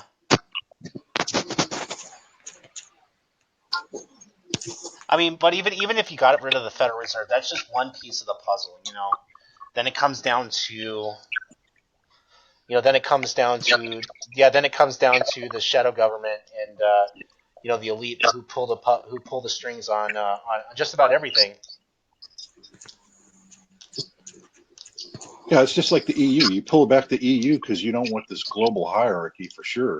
Yeah. But then you just fall back to all the nationalism and the national problems you had. Well, that's better than the global aspect. But I mean, really, you're not gaining anything there. That's just like falling back to the old problem, and then you fight from that point. But yeah, I mean, they've pushed you so far down the line now that getting back to any local control is. I'm not saying it's impossible, but it almost is with all the local corruption. They've got these people trained to do it now, and that this is the way it is. Yeah.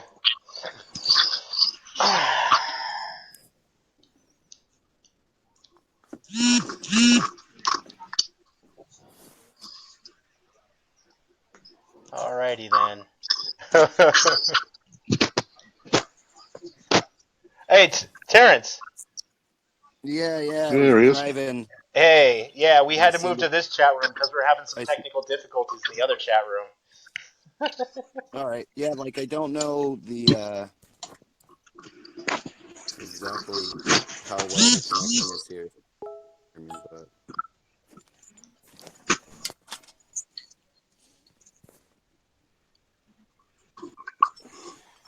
Oh, Mike.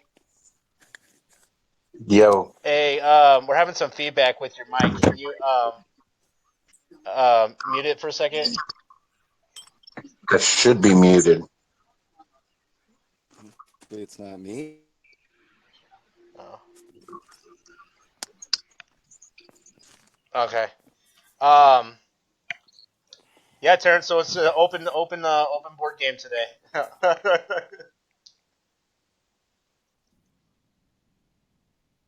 Terrence. Yeah. Sorry, I'm getting so much. I can barely hear everybody. It's just cutting in and out. Oh, really? Hold on a second. Yeah, hold on. I'm gonna move a little bit closer to the evil corporation that I'm using their internet.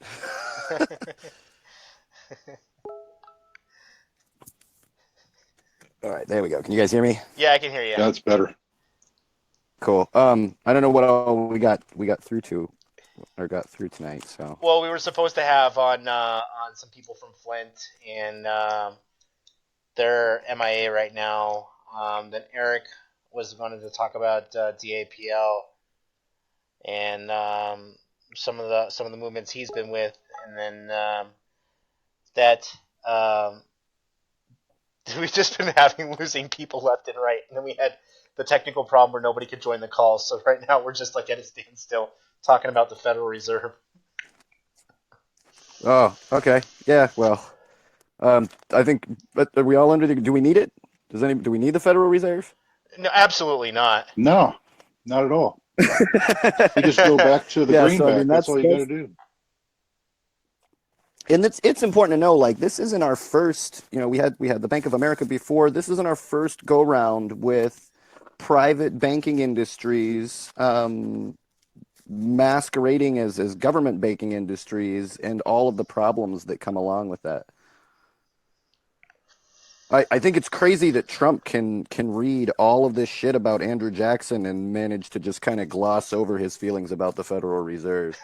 Remember, he said that he was going to push to end the Federal Reserve, and then you don't hear. Oh yeah, but I mean, Jackson wanted to burn it down. You know what I mean? Like, it was really, he had a hatred for the Federal Reserve, only matched by his hatred of minorities.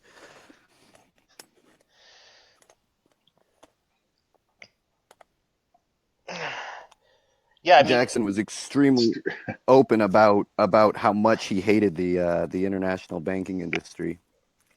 I mean, yeah, even if we did get an audit of, the Federal Reserve, which is pretty much the only thing you can do in politics, and there's no sanctions you can put on them. The only thing to do, I hate to say, is like literally burn it to the fucking ground, just like that. Well, I mean, we don't need it to do business. Now, if you would like to turn over to be an actual federal agency that's actually federally regulated, then that's different. But that's not what they want to do when it comes to an audit of the Fed and an audit of the government. It's not going to get any better for them once you know how badly they've misspent your money. Yeah, remember back in the 2008 housing crisis where they bailed out Wall Street. What was it 800? Was it 8 trillion? 8 trillion? Something like that.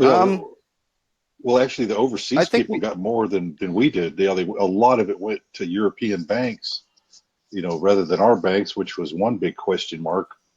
Well, because it's foreign owned, that's why. But yeah, it's not like Terrence said. It's not a federal function. It's not provided properly as a federal function. It's a private function masquerading as a federal agency. That's the problem. I think I agree. Like that's the basis of the issue is that you're already starting with business there, right? A bank should never be controlling or tell it should or shouldn't be doing. That should happen the opposite. We regulate the banks, and at the moment it's the exact opposite, right? The banks regulate our government, not the other way around. Yeah.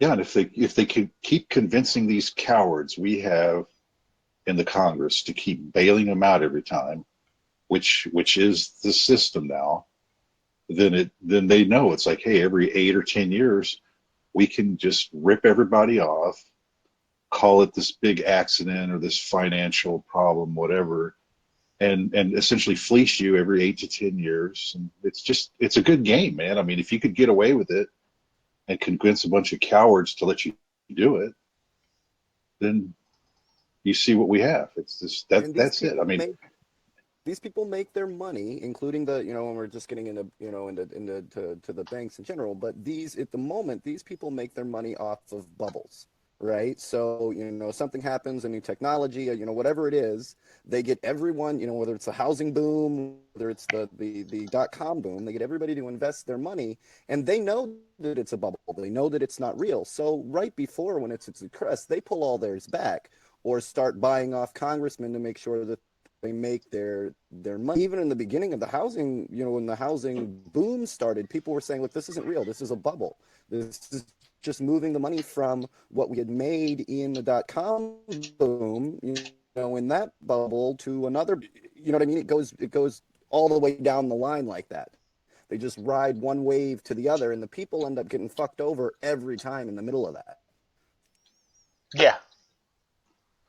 Yeah, the idea, if you're a bad manager, I mean, the idea in a true capitalist system, if you're a bad manager and you crap your business out, then somebody else comes in, picks up the pieces of it, and you move on. You don't get to restart with some kind of loan, or because you're a bad manager. Obviously, the next guy steps in, picks up the pieces, and tries to move on. But the way we've got it schemed, especially with this in the government, is every time they fuck up, they just get a nice money package and get to do it again. I mean, there's really no incentive for them to change. No, and that's business across the board. If you make it to be one of these big CEOs, if you tank an industry, the worst that's going to happen is that you get a couple $100 million payout and then, a severance package for the rest of your life. If you pollute the entire planet, then you end up being on the president's cabinet, right? If you're the head of a fossil fuels industry, like Exxon Valdez, right? Then you get the top position in the world for doing horrible things, and that goes to all of these. If you sink the U.S. economy, you get $1 trillion payout. Yeah. Normally, if you sink a ship, you're in some serious trouble, but that's not how it works here. In fact, the more ships that you sink, the better you are. That's where you see the these like hack and slash kind of corporate CEOs, where we hire a CEO that's going to do nothing but gut a business. That's like the worst business practice of all time. Why would you hire somebody that's going to destroy your industry? But that's exactly what they do. Take whatever you can out of it, gut it, and throw it back.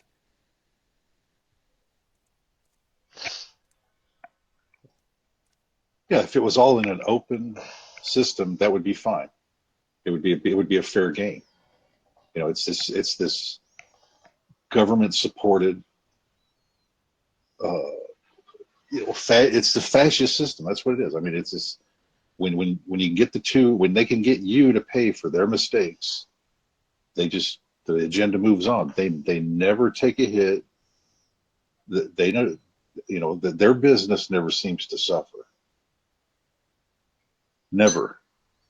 That's one of the things on Wall Street too. That there's and if it never does, if it looks like.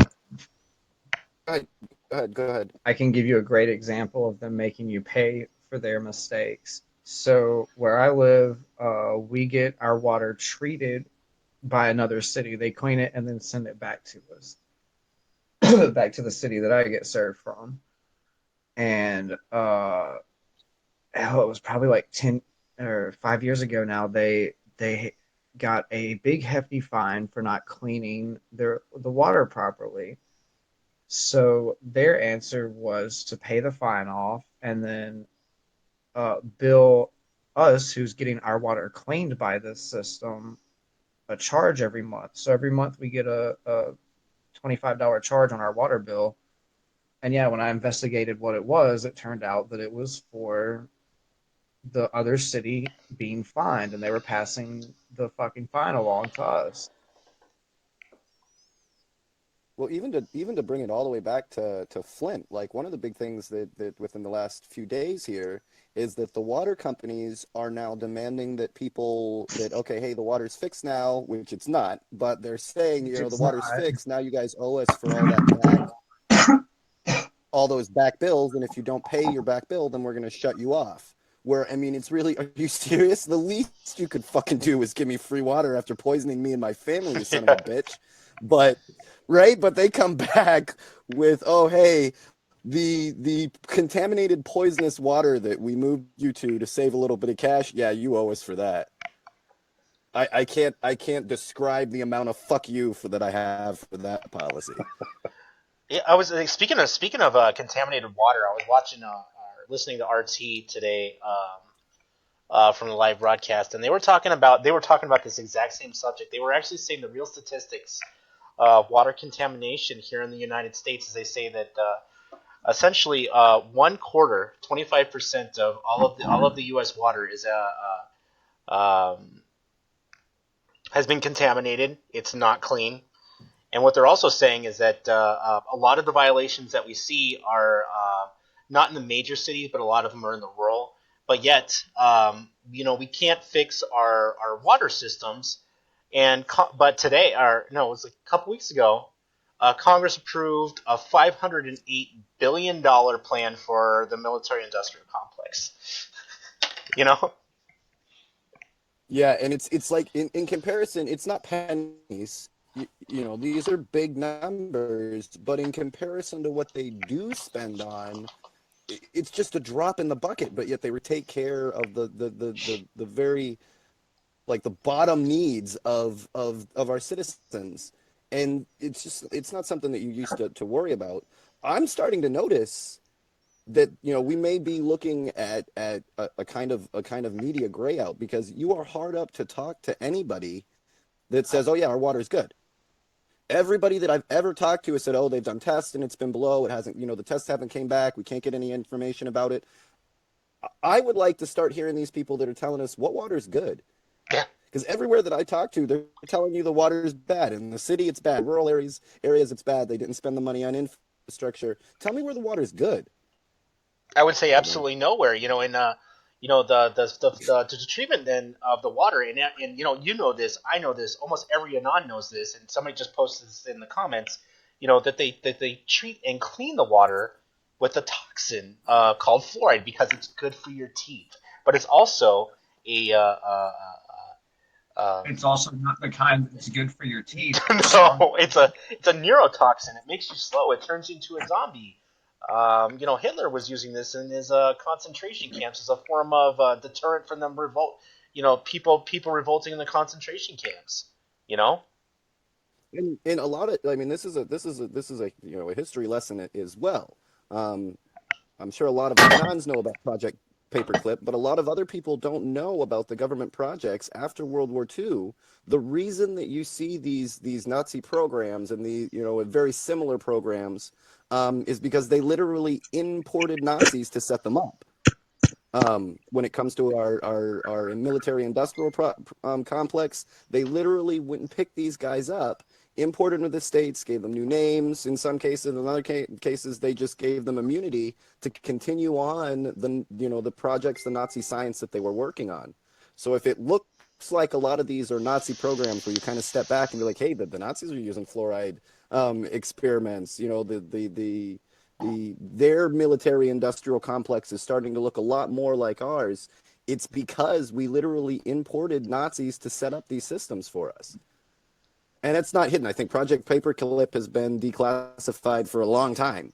There's a good compilation of information in a book by Annie Jacobson called Operation Paperclip, the secret intelligence program that brought Nazi scientists to America. It's a really good book. I've probably read like a third of it. It'll also attract attention on your bookshelf. It's a bright red book with a fucking swastika on it. Like, people are gonna look at it like, hey, what the hell is that? And then be like, yeah, you should read that, homie.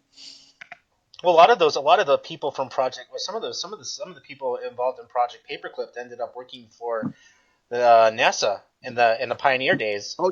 One of the creators of the Saturn V rockets was, I believe, Wernher von Braun, man, hardcore Nazi. Now he gets away with, I was just doing it for the science. Not bullshit, man. You're fucking Nazi. But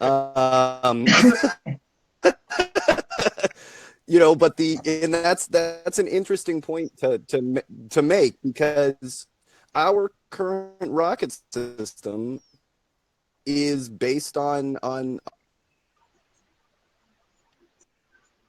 that's just not realistic anymore, and it'll look just as stupid in the future when we do put research into new ways to propel ourselves through the galaxy, holding on to this almost 100-year-old technology that I can make rockets in my backyard. Right? That's not how we're going to travel the universe, but that's what they've spent the money on, and we're technology that you use 100 years old. The computers have gotten better, but the rocket technology is exactly a huge amount of explosives, and a controlled burn will launch your ass into space. And I guarantee you that's not the way to do it. Well, just look at our cars. They've gotten better, but we're still using the same primitive gas-burning engine. Well, yeah, and I believe, in some of our earlier shows, we talked in depth that the technology out there to rid us of, oil and petroleum is out there, and I always say this, and a lot of, that fuel cells are probably the future. Oh yeah, you're hard up to find. Look, if you go outside and you stand in the middle of the street, you are literally surrounded by energy, right? Energy that we refuse to use, whether it's sunlight, whether it's wind, whether it's geothermal, whether it's just the motions and kinetic energy that's around you, whether it's energy that you can get from the magnetism that's around you. You're just flooded with energy that we refuse to use. The only way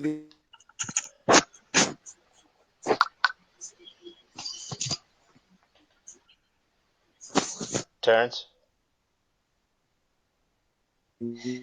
Put two pieces of metal on each side, it'll start creating all around us, but we don't want to use any of it. None of it. Well, yeah, a lot of the oil industries, again, they shut down fuel cells, but there are companies small companies out there that are starting to be the pioneers of this. And essentially, it's pretty easy. You have hydrogen coming on one side of this proton exchange membrane, oxygen going on the other. The byproduct is water. Essentially, the thing is electrical. And here's the coolest part about a hydrogen fuel cell is that you can make your own fuel. It's damn fucking easy. All you need is water and electricity. Now, if you're a fossil fuels company, everything that you just said is an absolute nightmare.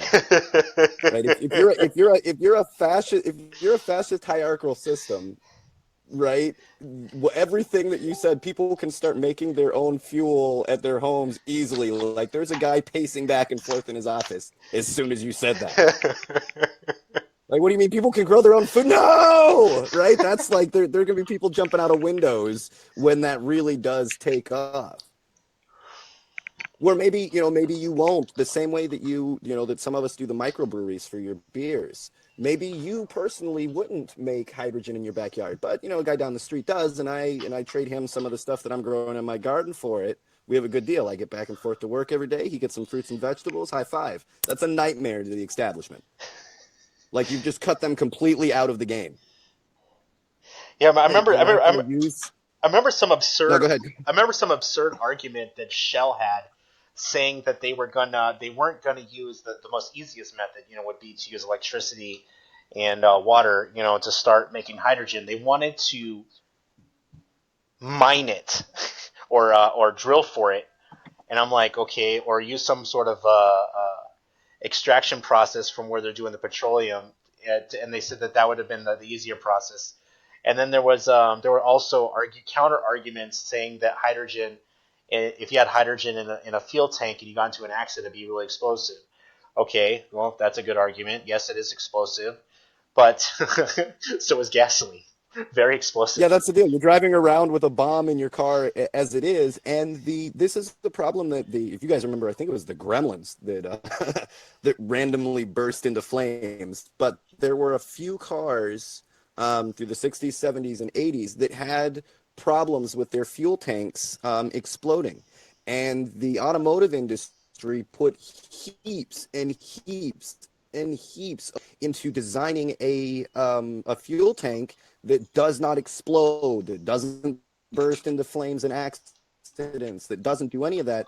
Now, look, from a military's perspective, and you can fill a car full, you can hit it with rockets, explosive, burst into flames and explode because they put so much research into that happening. When you do the same thing with the fuel cells, well, it doesn't explode, trust me.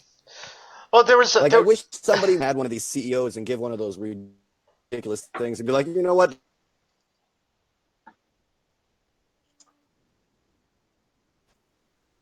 Did you lose you? I said too much. they silenced you. They got your voice printed now. It's going to get harder. We need to look at the statistics because there's new touch on disconnected. But there was also some problems, with hydrogen fuel cells at the beginning. The storage tanks couldn't carry as much hydrogen as they can now. They've already worked out that kink by mixing it with some other mixing with another compound to make it more condensed. They've already worked out most of the bugs, and now they have a multi-stack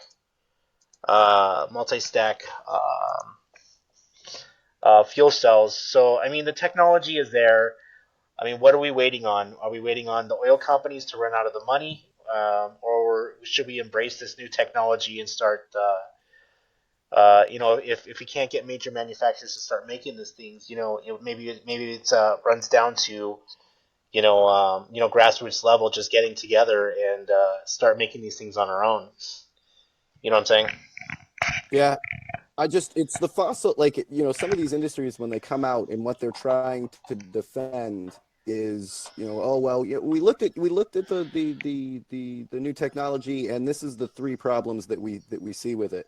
And they never put those same problems up on the board. Like if they were selling fossil fuels at the same time as an alternative. Like, look, the hydrogen fuel cells, they may explode and they're not quite as big. Well, will they destroy our entire planet and like contaminate everything that they've put into, take billions and billions of dollars to extract out of the middle of the planet and be completely useless in 50 years? Those are some big negatives, and they're trying to sell them as, oh, well, that technology has an issue with it. Or, we don't know where we're going to get the fuel. We don't know where we're going to get the solar cells from. I think we'll figure out the solar cells. The current industry is so fucked. There isn't another industry on the planet that is that destructive. Yeah. Not only that, when you start drilling in the ocean, or you even have a big pipe that starts leaking, you start destroying the environment with almost irreparable damage. Yeah, it's like AIDS arguing to the common cold that it thinks that it's dangerous to people. Yeah, the only thing worse is the nuke plants, man. I mean, that's another thing they can't seem to get control of. And well, yeah, any dump the shit in the ocean. I mean, how should I say? Any engineer who knows anything about nuclear energy, is that when they fuck up, there is nothing you can do. Nothing. I mean, you can maybe dump it to the bottom of the ocean, but there's that's our make power with nuclear technology. That industry was used as the alternative energy source of the future, but in actuality, its development and exactly what the issues are by design. If you look at some of the other nuclear scientists out there, they'll tell you nuclear power it has to be designed to be that inefficient. There's a fact that we can get used that don't involve the giant that were set us them, the creating of the energy and then getting rid of the uranium afterward. There's some nastiness that's involved with our current nuclear setup, and it was kind of a money grab there for 20 years, trying to move us over to a system that's set up to be pretty inefficient. You broke the atom, you put all that money into it, and the best you can do with it is boil fucking water with it. I don't know, guys. Well, even the what they do with the nuclear waste is they just bury it in the desert. I think it's New Mexico or Arizona, and Yucca Mountain.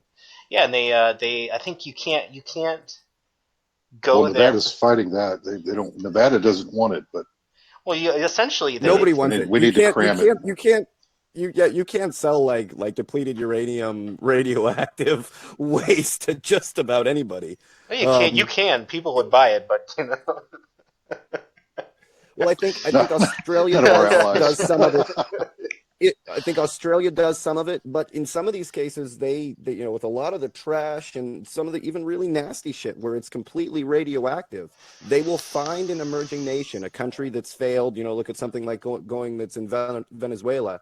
Often them a little bit of money and then dump heaps of waste in their country, and then they just write it off as it's been taken care of. They do this with entire ships full of chemicals and radioactive material. They'll go outside of our waters where it's no longer American waterways. It's another country's, Somalia's, waterway, and dump it there because they've paid off the government a little bit to do it, or they don't even ask. Like, it's not America. It's not my problem. You can't do anything about it. Have it. We do that with all sorts of fun chemicals and pollutants. So you said that Nevada was actually fighting off. Yeah, they're doing a states' rights thing on it's like, hey, that's not our waste, and so we shouldn't be forced to take it in. Now, if anybody knows Nevada, I mean, there's a lot of nothing in most of Nevada, so it shouldn't be really that big of a problem. But yeah, you got Harry Reid there, so he's been able to fight off a lot of it for years. I think it'll eventually happen. It should, because it's worse to have it stored at these plants that can go down and blow up. That's just crazy. You don't want them storing the shit there No, next in case they have You a know, meltdown. it's just it just starts your next problem. Well, there is What we've there seen is with honestly, Fukushima, you know, there is no safe way to get rid of nuclear waste other than Nice. there was an old Superman. Remember the old Superman movies where they I think they launched it out into space. That's I mean, besides, I think that's the which we only. may end up doing. You know, these look. I know that sounds like a stupid idea, and we definitely can't get into launching our waste into space. You know that will go poorly. God, I can only imagine how bad other like species, if there are intelligent life in the universe, how badly they already looking at us, and they're like, oh great, now they're launching their shit into fucking space. Like I can just see how we're known as we have to like fly through baby diapers in old nuclear reactors to get back and forth to terra firma. I mean, you can launch it into the sun. I mean, that's it is nuclear energy. All bad ideas. All bad ideas. Just launch it in the deep space, I was man. listening. Well, and this was like I was listening to NPR. I think it was like Science Friday, one of the things, and they had some scientist on there is looking into mining on the moon. And I'm sitting there and I'm thinking, you know, aren't all our tides on the entire planet like tied to the moon being an exact weight so that the whole system works? I can imagine us like mining shit out of the moon and then being completely surprised that it's fucking up the rest of the system. And I thought, God, this is like a top scientist in his field, and they've never looked at that and been like, you know what? That's probably a bad idea. We should leave it. We should just leave it alone.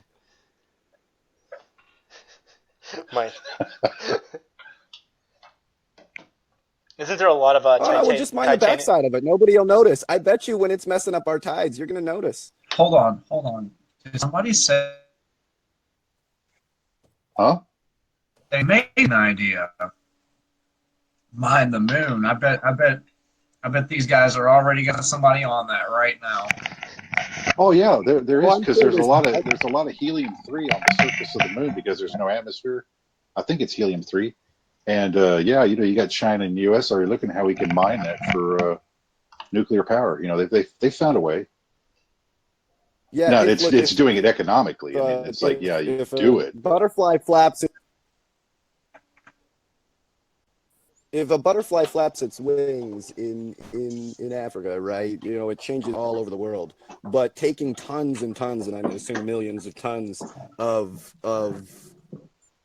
material from the moon, that's not going to affect anything. You know, a lot of these you can look at, and you know, some of the technologies that are coming out, some of the things that these corporations want to do, you can look at them and see the horribles ideas that they already are. We need to preemptively make laws to keep them from doing it. Can you imagine that before, you know, we knew drones were going to be the future? Could you imagine if there was already an international law saying, look, you cannot use drones as weapons? Them, you can whatever, but you can't use them as weapons. But we didn't preemptively do that. With certain things in space, we did. We said, look, you can't put weapons platforms around the planet. Now, I am 100% that we do. You got to be shitting me, right? What are you talking about? Yeah, I was going to say about like Star Wars with Reagan administration. Well, I mean, Star Wars itself wasn't real 20 years ago. Do you guys know what Star Wars was? Well, yeah, it was a bunch of space weapons under the Reagan administration. Right, but Reagan, we couldn't do it. We just didn't. We weren't able to get any of that shit to work. But Russia, in its kind of last throes in its economy, so he came out and gave a speech saying that we had the Star Wars system that was a weapons platform in space, could stop international ballistic missiles, all of this stuff. And the Russians spent huge amounts of money to develop a system that doesn't exist, right? So they came out and said, yeah, we have this technology, but we didn't have it yet. And we just used it to pretty much put the last nail in the coffin in the Russian space program. Now, that was 30 years ago. We most definitely have it now. And that was a very specific system. It's much easier to just put a couple of intercontinental ballistic missiles up there and launch 1,000, nukes at a place. Most likely, those are the kind of technologies that are flying around out there. They don't have the chance to get up there and upgrade very often. So it's the shotgun blast approach to engineering, and just hope that you put enough nukes down in a certain spot that I don't know, you feel good about yourself. I'm not exactly sure how that fucking works. Well, I heard one of the weapons. I heard like is it? Go ahead. Go ahead. No, yeah, I know. I heard. There's a system.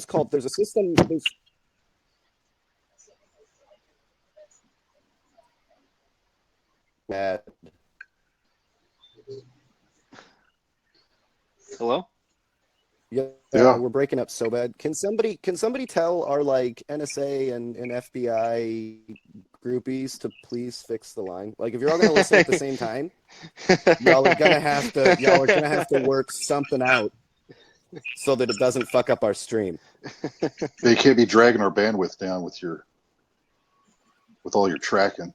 Yeah, or just go to or just pick one. All of you guys sit around one. We're trying to get to small government. Can you guys just use one illegal monitoring program and just maybe you guys all sit in a row and watch the same screen? Do you have to have one each? You're doing the same thing.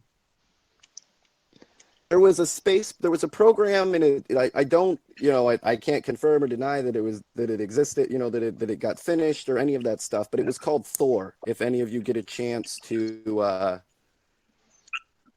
and that was a space weapon system that they were working on. Some of it was declassified, if I'm not mistaken. Quite a bit of it was, but to look that when you declassify some of these systems, you've used that idea to build the actual system. Plane that looks like it's a flying backwards goose, right? That they declassify. Well, that in itself, that didn't work. Into this system and this system and this system that did work. This is what we learned from it and applied it to.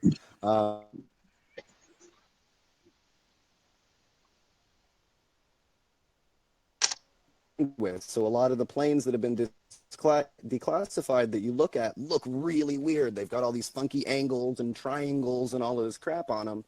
And no, those were declassified, but you may never see the actual planes and aircraft that those ideas got put to.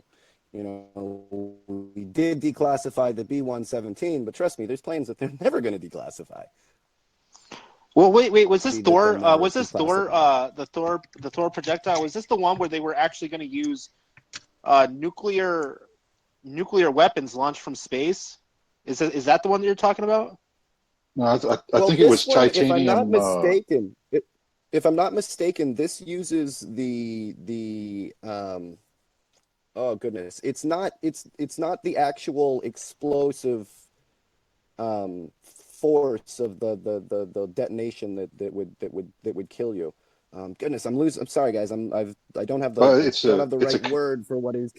It's a kinetic weapon. I think it's go ahead. Tungsten. Yeah, kinetic weapon. There we go. Yeah, like tungsten telephone poles. So essentially, they take a rod. They just fire them at you. Launch into space.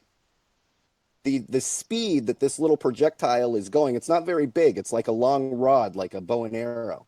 Right. And rather than the explosive force have anything to do with it, the kinetic energy, the amount of energy that it's moving at transferred to you is what causes the damage. And in certain cases, it can be exponentially bigger than an explosive force. And there are nuclear reactions. They're also starting to employ this. I think there's a ship that's going to be using a very similar weapon that uses kinetic energy. Rail technology, I think, is what most people would know it as. Oh, rail guns? Yeah. Those things are, yeah. Yeah, so Yeah, and that's the theory. So when you hear kinetic weapons, if you guys have played, video games or see any of those, are like the rail guns and the rail technology, but on a much bigger scale.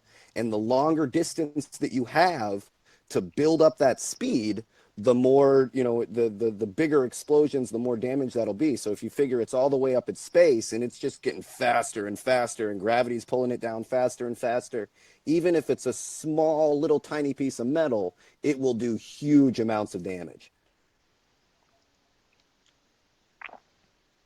But those are weapon systems that did exist. They were working on Thor. Trust me, they've came out with even better ideas by now of how exactly to do it. Weapons where the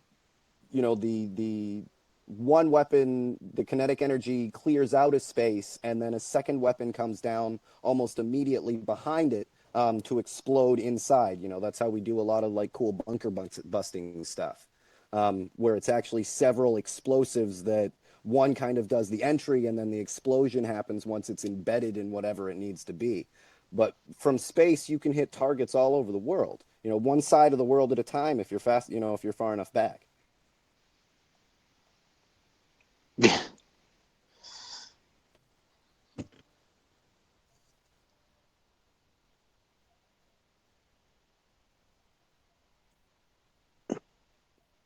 Dead air. Yeah. No, sorry guys. Like I keep on cutting out as soon as I quit talking for a second, it cuts all the way out. Yeah, I see. It's like it's been a never-ending game today. Like we lost Derek, and then we lost. Yeah, you lost me. Yeah, you lost me for a while there, man. It whatever hit me. I'm not even sure if anybody can join the call in that chat room anymore.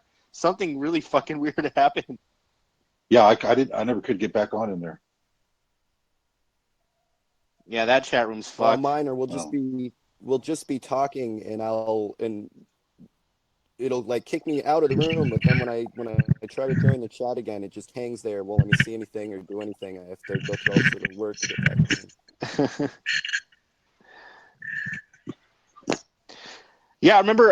Did you ever see that video that they had for the on against the Medic, where they were for the initial railguns, their tests. I think that they essentially what they're using is gunpowderless technology. Essentially, what they're doing is they're getting high powered. Magnetically charged projectiles and reversing the polarity and reaching speeds that are insane, causing lots of damage. God, I don't even know where I'm going with this. Well, the problem they're having now with them is you need ceramics. Essentially, they're glazing the barrels with just a few shots. So they're trying to get into more and more ceramics and materials based to get into the next level that they want to get to. But yeah, I mean, you don't just like literally melt the projectile. You kind of almost melt your barrel when you do it. It's cool. I mean, it works, but it's still got a few problems. But they have them on the Navy ships now. There's a system that they're actually putting on some ships with the other Sea Whiz and gun platforms. What is it? It's got a life cycle of like what? 3 shots, and then you got to replace the whole barrel. Yeah, you're gonna have they have but I mean, they got the gun systems. Then you have the laser systems. They've had that for a few years now, and that's a pretty good combo. But yeah, you put these rail guns on top of that. Whenever they get them, finally figured out. I mean, that's a powerful combo, man. It's gonna get real hard to get near a ship, even with an airplane. Yeah, and I mean with some of these technologies, you kind of look at it and you're like, oh well, you shoot it once and the barrels, yeah, that's bad. Look at the damage that we did with muzzle loaders. You know what I mean? Like, look at it doesn't take a lot. Once see how that's progressed into the nightmare murder machines that we have now, right? Once we figure some of these out, we will figure out how to murder each other with zero prejudice. It's the question about artificial intelligence. That's the next big step in our armaments. And people say, oh well, it went on a killing spree and killed everybody. Look, we love systems that kill and destroy indiscriminately. All of our weapons kill indiscriminately, right? You pull a bullet, it doesn't, you pull the trigger, it doesn't care if you're a kid, it doesn't care if you're an adult, doesn't care if you're a terrorist, doesn't care if you're an old lady, right? And when a nuke goes off, it doesn't care who you are. It kills everybody. It'll never question the fact that you push the button. Our nuclear weapons will never say, hey guys, this is a bad idea, right? Their number one fear is that they tell a weapon system to kill and it says no, right? That is the actual fear. Right? They have no problem with weapon systems that'll kill indiscriminately. Their problem with AI is when they ask it, hey, you need to go and kill this. And it says, well, there's 10 children there. By our, we run our records, 90% of the population by our algorithm says that they would not agree with that. The people that do agree with it were extremists. I can't follow that order. Right? That is a nightmare to them. Especially when you can come up, you can connect and get actual information. When it scans an area and it listens to everybody and says, well, look, from our algorithm, no terrorists there. Well, we would like to put an oil pipeline there, so we'd like you to bomb it. And it says, no, I don't want to do that. That's their actual fear. And that's with all of these technologies is when the weapon systems, when the people start saying, nah, I don't want to kill, that causes them all sorts of problems. But if they can think of a system, the drones, all of it, where they can just get it to kill without ever asking a question, but do it extremely smart, right, then that's fine. But as soon as you make a weapon system that extremely smart, it tends not to want to kill for you. And that goes with people as well. Yeah. Yep, that's true. As soon as people are awake, they don't want to kill for you anymore. As soon as people start getting some education, they look back through history or look back at what's going on and be like, oh no, I changed my mind. I don't want to make any more money for Halliburton. Well, there's deterrents. There's consequences in the military for not going against the command, and I think it's the German military is the only one that I'm aware of where you can actively not obey in a command on humanitarian purposes. Oh no, in the U.S. military, you never ever have to follow an unlawful order. So when you hear people, oh, there was, they gave us the order to go through and execute all of these, women and shit. No, you do not have to follow an unlawful order. Now, that is completely different from insubordination. That's completely different than saying, look, this is where we need to be and this is where we need to fight at. And you saying, oh no, I don't want to go and fight. That's different. Now, I'm not saying I was in the military. Right? I wouldn't be able to make those same decisions. Now, if you told me now to bomb some of the places that we were bombing, to do some of the things that we were doing, I'm not sure if I could follow those orders. But we also know that they were unlawful, which is different than just disagreeing with going to war. An illegal war is a completely different animal. Yeah.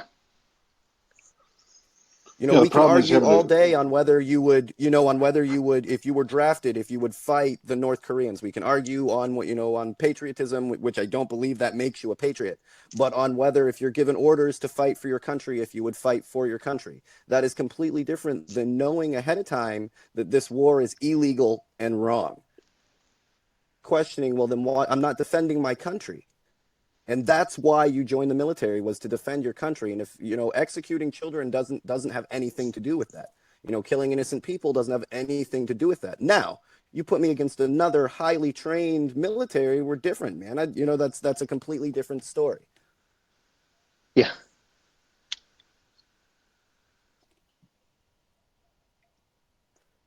Yeah. Be a very popular. Well, no, I mean, I would say that 99.9% of the wars that America is involved in, my eyes are completely illegal. It's all based on falsifications. Especially with Trump jumping to the gun. What happened in Syria. A lot of it's based on just bullshit. And, a lot of the bullshit is caused by our own fucking government doing some weird fucking shit, That's to the start the problem. incident. And there was something that I saw personally that was amazing, right? Look, we're still at war. I mean, when we got out, we were at war. And we were told when you got out, look, don't tell people that you were in the military. Don't tell people where you served. Don't tell, don't talk about being a part of any of it because of the backlash in the 60s after in the 70s after Vietnam, and how badly those soldiers were treated, and how badly those veterans were treated. A lot of people expected America to react the same way, and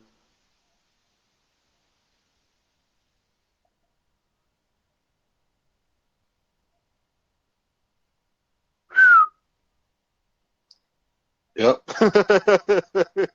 Well, mark another one down there, Tyler.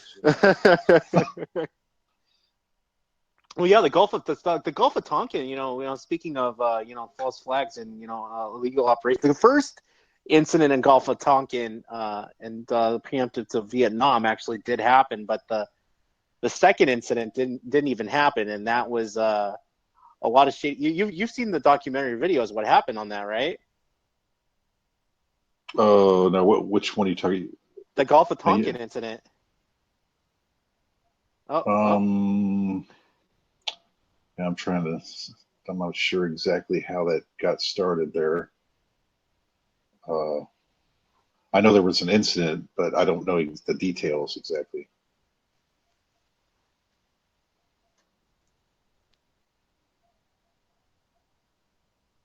Yeah, no, but they essentially got they essentially got everybody, put them in their barracks. They talked to their COs, and I believe there was some videos of there was some talks from the president, essentially having an incident that would get us involved in this war. And lo and behold, the second incident never actually happened. They never verified that anything had happened. It was all based on bullshit. Yeah. Oh yeah. Well, how many times they've used that trick to get you in? I mean, it's constant, and then all these other little attacks in between. But there was a meeting between, I want to say, McNamara and the North Vietnamese military intelligence guy. This would be like 6 months before the Gulf of Tonkin incident. Yeah, they met in Chiang Mai at the time in Thailand, but get that turned off here. He's also known as the Knight Rider. That is an old phone, man. That's a T-Mobile Nokia from like 2006. David Hasselhoff is the Knight Rider.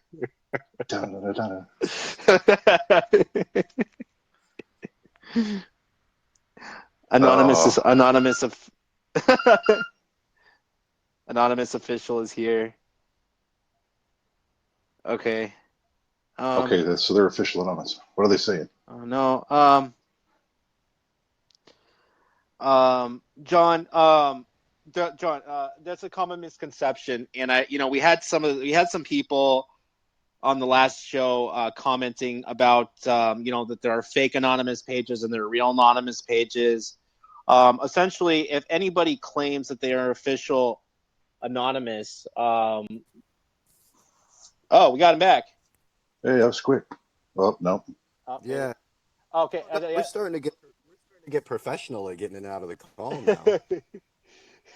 So it's just I'm going to finish this one up. So if anybody claims that they are official anonymous or they have an official anonymous event, essentially those are the fakes. Oh wow! So you can't go to Snopes and check it. No, and there's a common misbelief that there is what was I going to say? That that the real anonymous disappeared, and I don't know. Essentially, if you adopt our ideals and values, essentially you are anonymous. Anybody can wear the mask. Anybody can start an op. That's always look guys, it's always blown my mind because you'll talk to people, you'll be standing somewhere, you're doing something, and there is a point to being anonymous. That's what makes us strong, is that it's never one person, it's not one thing. And there are people that I'll talk to and they'll be like, oh yeah, I know the guys from Anonymous. What the fuck are you talking about? Nobody. If somebody walks up and asks, "Oh, are you an anonymous member?" The answer is no. What the fuck are you talking about? We're an idea. There isn't. Yeah, it's an yeah. I believe in the ideals. What do you want from me? You can't be. Right, you can't. There's no leadership. There's no any of that. If you're looking for some sort of like structure, if somebody comes out and tells you, "Hey, I'm anonymous," you're not. Like, they're just not. Well, I always get weary of people that will, I think the most that anybody has ever gotten out of me would be that I work with other people that are, or I support other people that are. You know what I mean? Yeah. Like there's just no. It's the stupidest question that I've heard over and over and over again. I get it. Literally, besides, can you hack fake Facebook? About 10 times a week. So Well, I mean, it's like, not you guys, I'm sure, get the same emails and stuff that I do, and they'll be like, "Oh, well, how can I join anonymous?" And it's like, I don't know, give me your name, address, and social security. I'll send you a registration. What what do you want me hand and say? I'm going to try not to fuck anybody over. There you go. There you go. You have now been inducted into anonymous. Yeah, we should have some unofficial rites of passage. Say, I'm gonna fuck the system. You ready? Put your hand up. Say, I'm gonna fuck. Okay, now you're an anonymous. Yeah, no, that's fine. That may be, you know what? That may be something that we're not like part of, like the part of the indoctrination process. On the other side, they get you in school, they get you in groups, they manage all of that. Maybe we should say, look, everybody that would like to join Anonymous and start fighting the battle, meet us here at 5. We'll have an induction ceremony. Everybody raise your hand. Say fuck the system. We'll have a barbecue, right? And now you guys are deputized, right? You need to go far and wide in the world, spread out and do the exact same thing. Hey, you need to talk to those common law guys. That's really, from a common law, old English common law perspective, that's exactly what you should do according to them. It's, and I see, I see where they're coming from, but it's just like, hey, they're just going to throw you in jail, man. I mean, it's not going to save you, making all these common law arguments in a admiralty, military court. And one of the things that they've really made sure to do is to make the Second Amendment a divisive issue at the same time as ignoring the back part of it. Right? Our country was set up to have militias for a reason. Yep. So that a lot of the things that you see happening here wouldn't happen. Right? That you have well-trained, well-armed patriots the training is what was important, that patriots that didn't allow government to come and push you around like that we weren't meant to have a standing army. You would invest in the army, but if it was a threat that was real, that those militias would come together and that would be our army. But as far as having a standing army, our founding fathers believed that if we had a standing army, that we would impose our will on other countries like England had done to us. And that's exactly what we've turned into. But with the Second Amendment, they've managed to make it a very divisive issue, right? That and then at the same time erase the second and as important part of that right. Back into having that kind of militia, mentality that together you can't push us around. And once you start adding a training aspect and a camaraderie aspect and the patriotism aspect of that, it becomes extremely dangerous.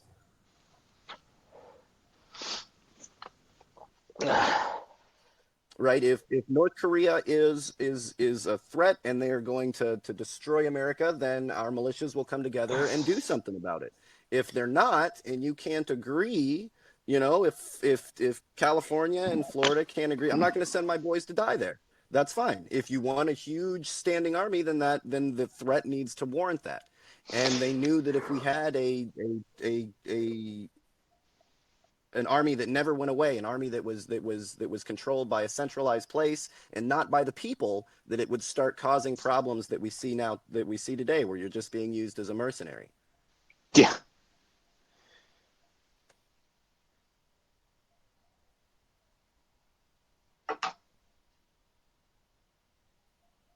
Still there? Yeah, I'm here. Okay. I never know, man. I have to. I can't look at the screen and tell. Let's put it that way. Oh no, I'm always here. Uh-oh, we lost him. Oh damn it.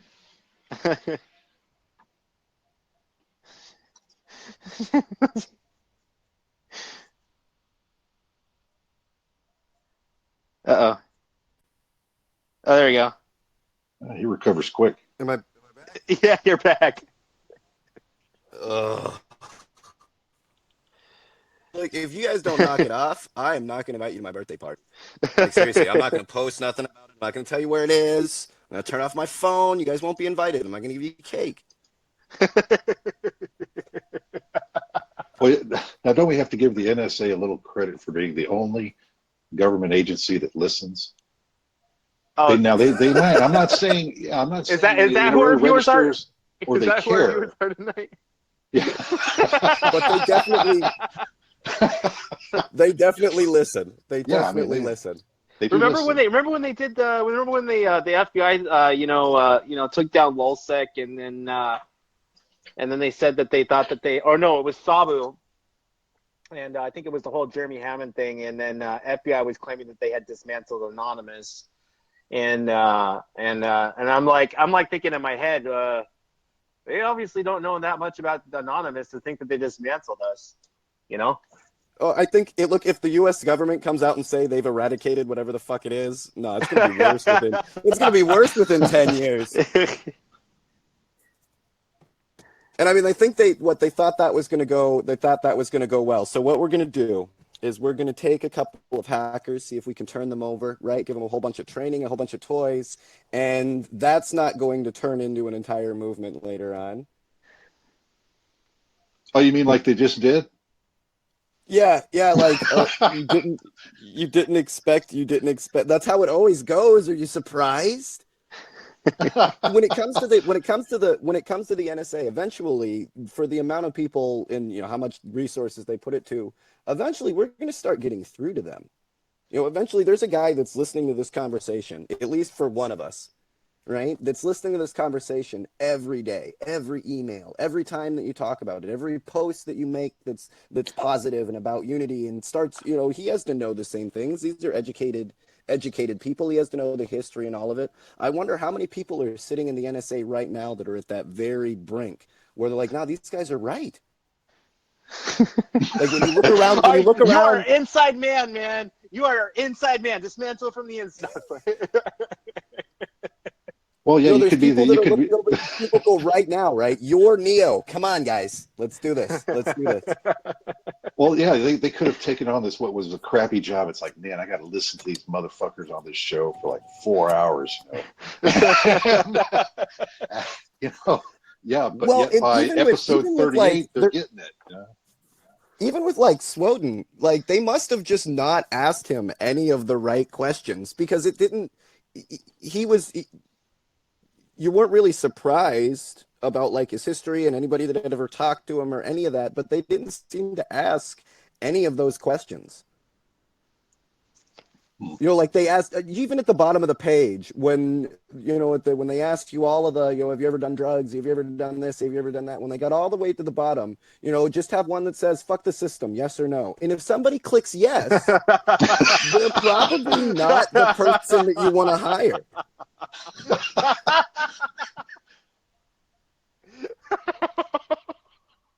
Well, yeah, I'd just be basic profiling, right? I mean,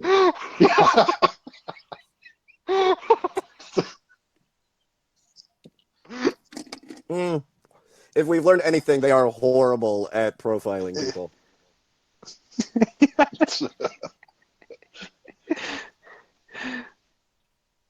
Yeah, I was gonna say, coming from the one of the ex-CIA, I forget who he was in the CIA, but he's been doing a lot of anti-government talks.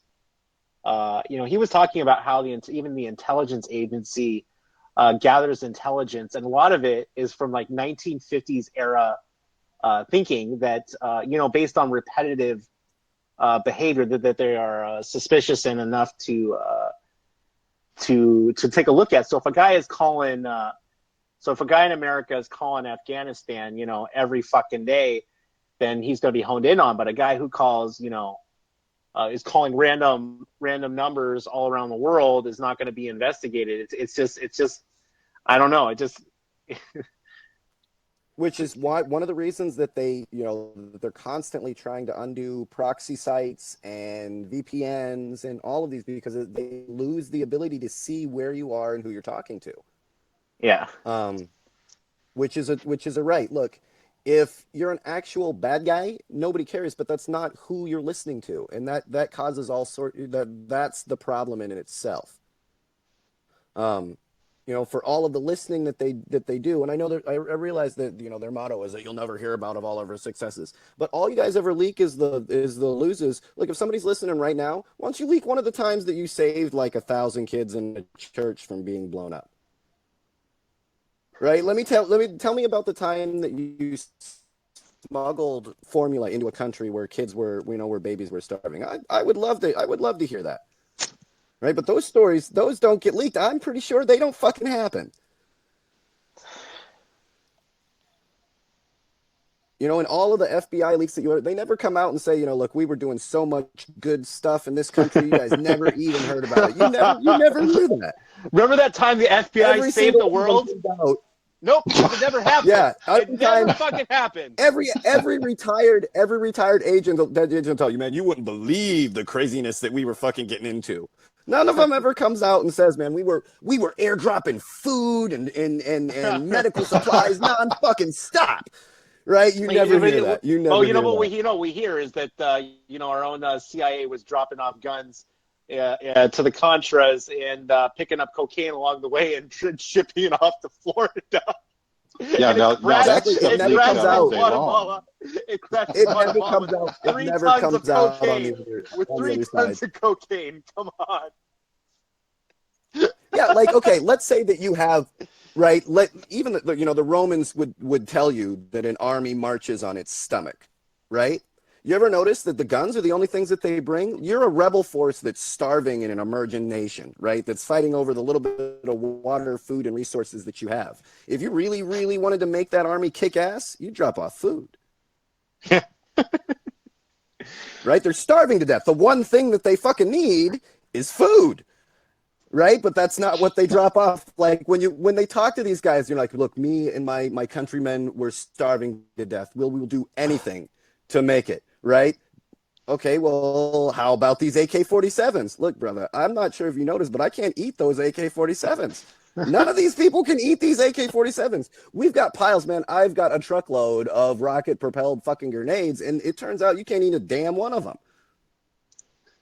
All I can do is kill people, and everybody gets mad if I eat the people that I kill. Well, they give you those, and then they tell you, hey, here's where the government armory is and where all the food supplies are. Take those guns and get your happy ass over there and make it happen, right? That's the deal. It's like, yeah, they don't even. That's how they do it to you.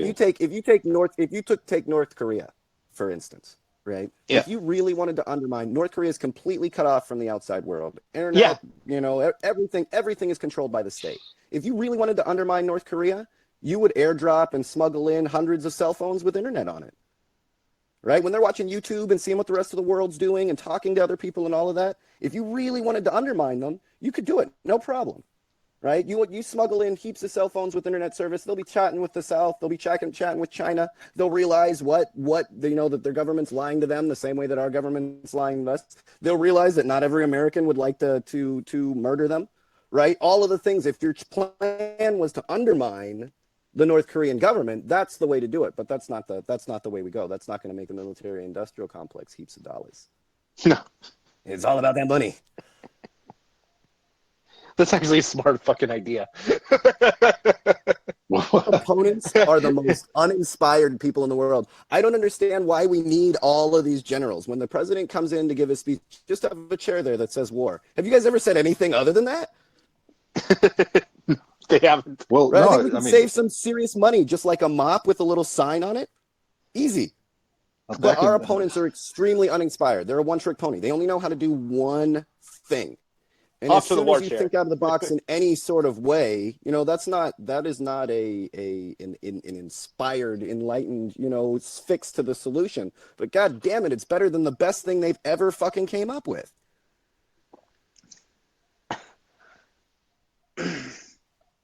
And that's with, man, could you imagine what we could do with billions of dollars? Like, I don't need a $30 billion budget, right? You give me $1 billion, I'll fix dude. 90% of the fucking problems in this place. We could literally build a starship with the fucking money they blow, man. Yeah. That's Look, no man, kidding. you give me, I'll save you some time, right? You give me $15 billion, right? I will get you anywhere in the universe you want to go.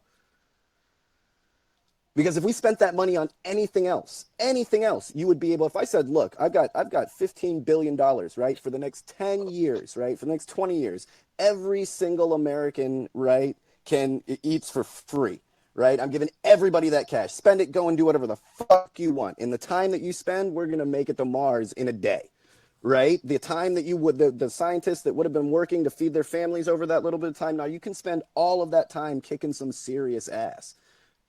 Right, but instead we'll spend that money to do the same thing that we already know how to do. Yeah. Yep. Well, they're the elite or another uninspiring group, dude. Look at the shit they come up with. What's the end goal? It's like, okay, you fucked everything up, and you own it all, and you fucked it all up. But we know the end goal. You know, they write it out in stone. Yeah, they wrote it down. They wrote it down. Like chiseled that shit in stone. They did. Yeah, they want to have full control, full power, which they already have, but they want to be more regulated. They want to have one world government.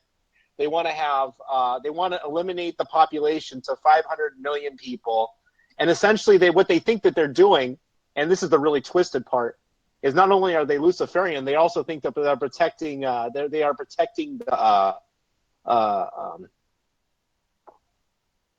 Earth. You know, the Earth by doing all this shit. And I'm just like, oh, really? Oh, well. Yeah. I agree. I think that we do need to get rid of some of the population. There's this group called the 1%, and I'm telling you, these are bad people. I reckon if we just got rid of them, that this would work out. You know, when someone comes out, and there's so many of us and so few of them, when somebody comes out and says, hey, I need 30% of you guys to die, the natural reaction to that is no. That's not how this is gonna work. No, you're dying first. Yeah, you first, motherfucker. I reckon if we got rid of you guys, this would be going so much smoother. I think God forbid one day, everybody wises up and we actually rid ourselves of the elite. I would say we would get rid of, around 80% of our world's problems. But then we have to then we have to weasel, out the jackasses who have, control and everything. The secret societies is another aspect where they weasel their way into power. Well, that's just, some of that is a byproduct of being the elite.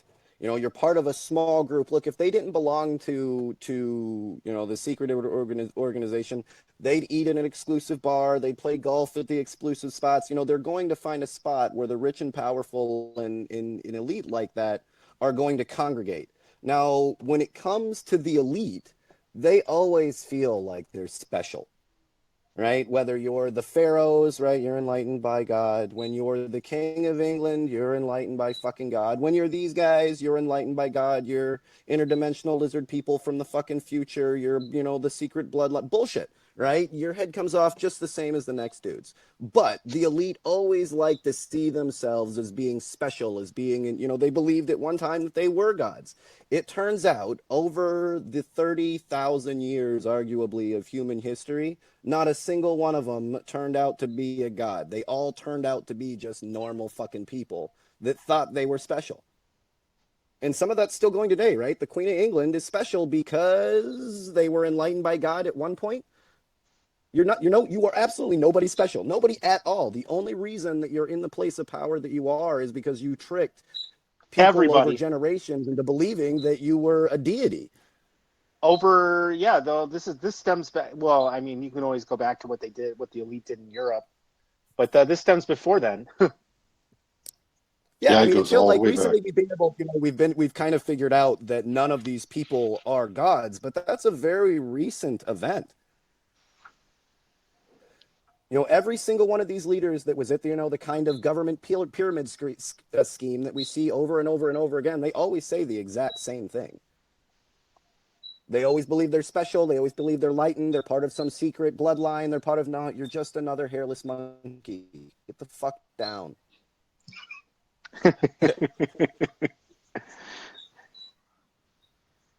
It's just, and they never come up with like good ideas. The first person that comes down, I mean, I guess there was a guy once that came down and said, love thy neighbor and quit fucking each other up, and you guys crucified him. So I would say that, when someone comes down and says, I'm enlightened by God, I think you could quit murdering each other and take care of your planet and feed everybody. That I believe. But the people that are in these powers, they always have the same solution. I think you should sacrifice your children, your goods to me. That's their only solution every time.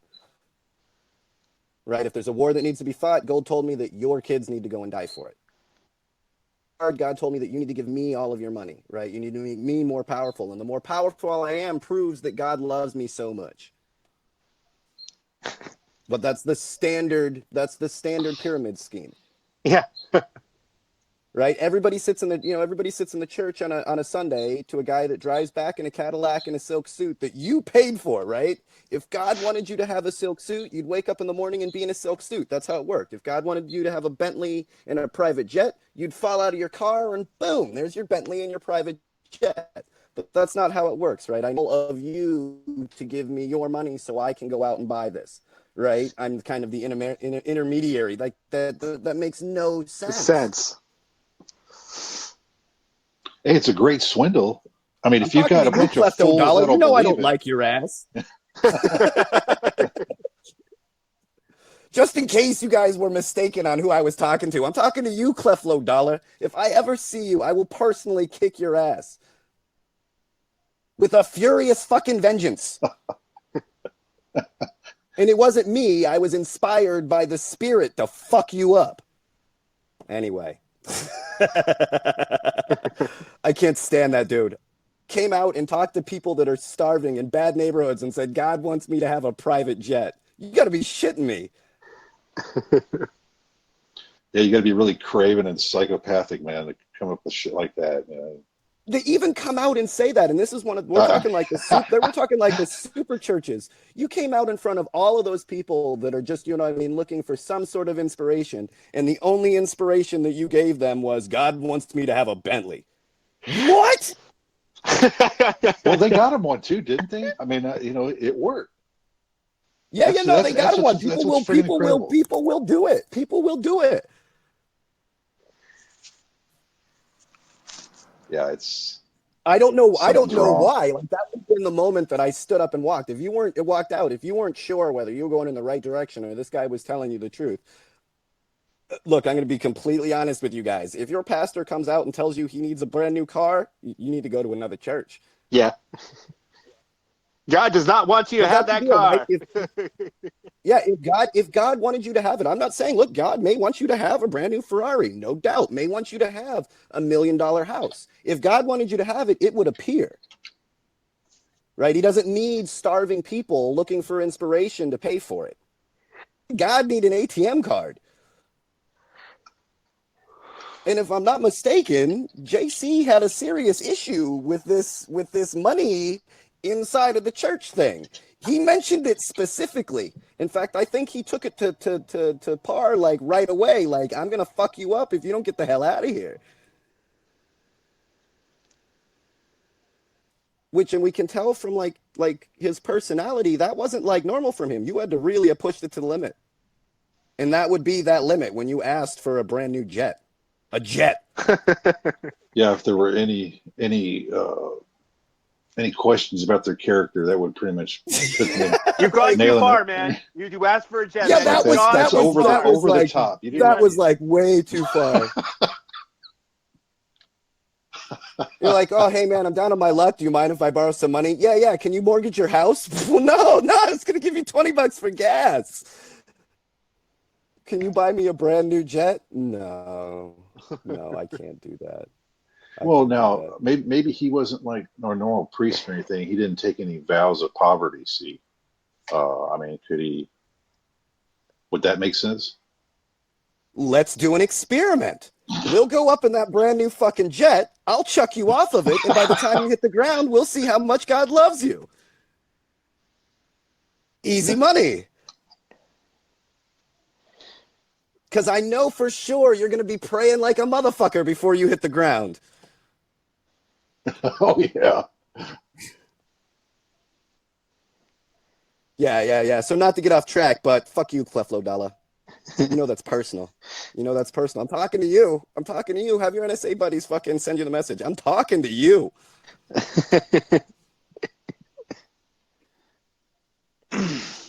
And I think we're about the same size. I reckon I'd look pretty good in one of those suits. He's leaving that place naked. What happened? I took Cleflo Dollar's shit. What do you think happened? Came into a church full of poor people and didn't expect that to go down. Not only I'm pawning this shit, I'm going to give it away to the congregation, you bastard.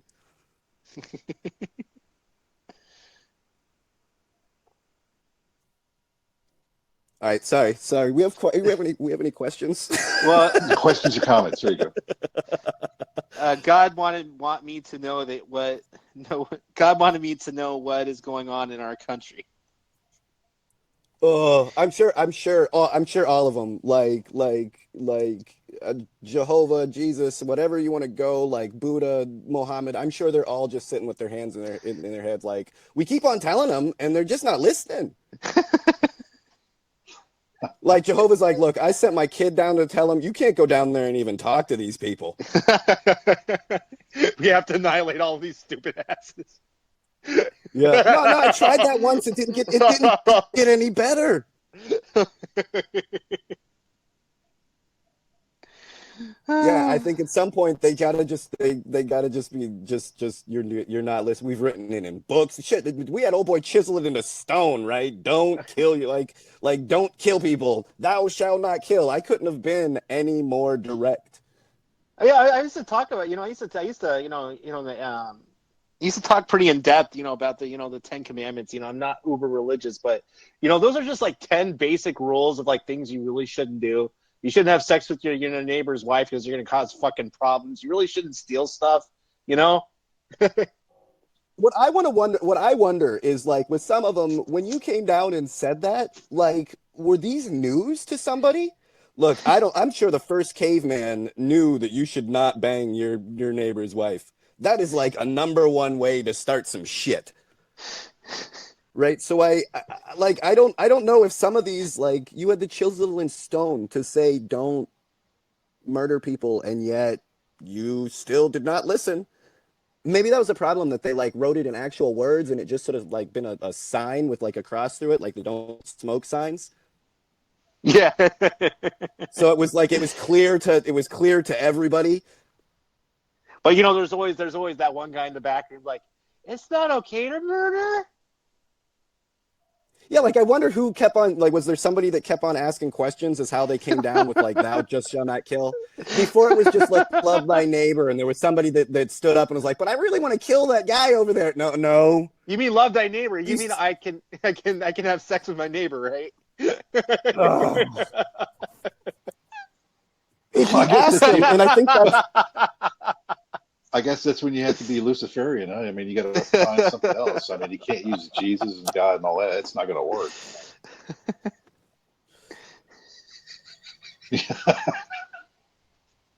Can we get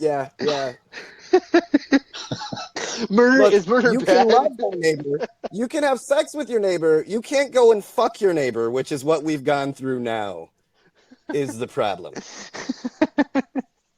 Like I was trying to be like poetic with it when I put it down, but what I really meant is quit fucking over your neighbor. And it's just, how when you tell a story to another person, and another person, and another person, that it gets like changed.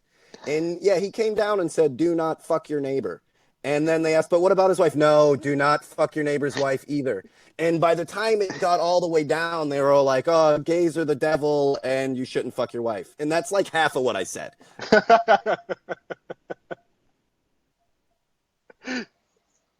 Well, you can fuck his wife, but only if he's not believing the same shit that you're believing, and then you can steal all of them and all his shit. No, that is not what I said. I only 10 rules, guys. 10 rules.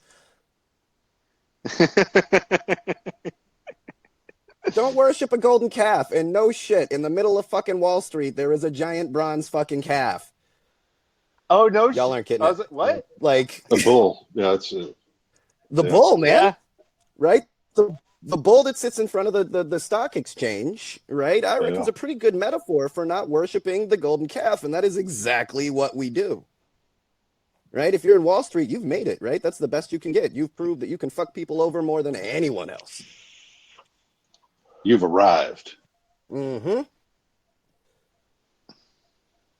The corporations that you were involved in most definitely slave out children. Let's see you at the stock exchange.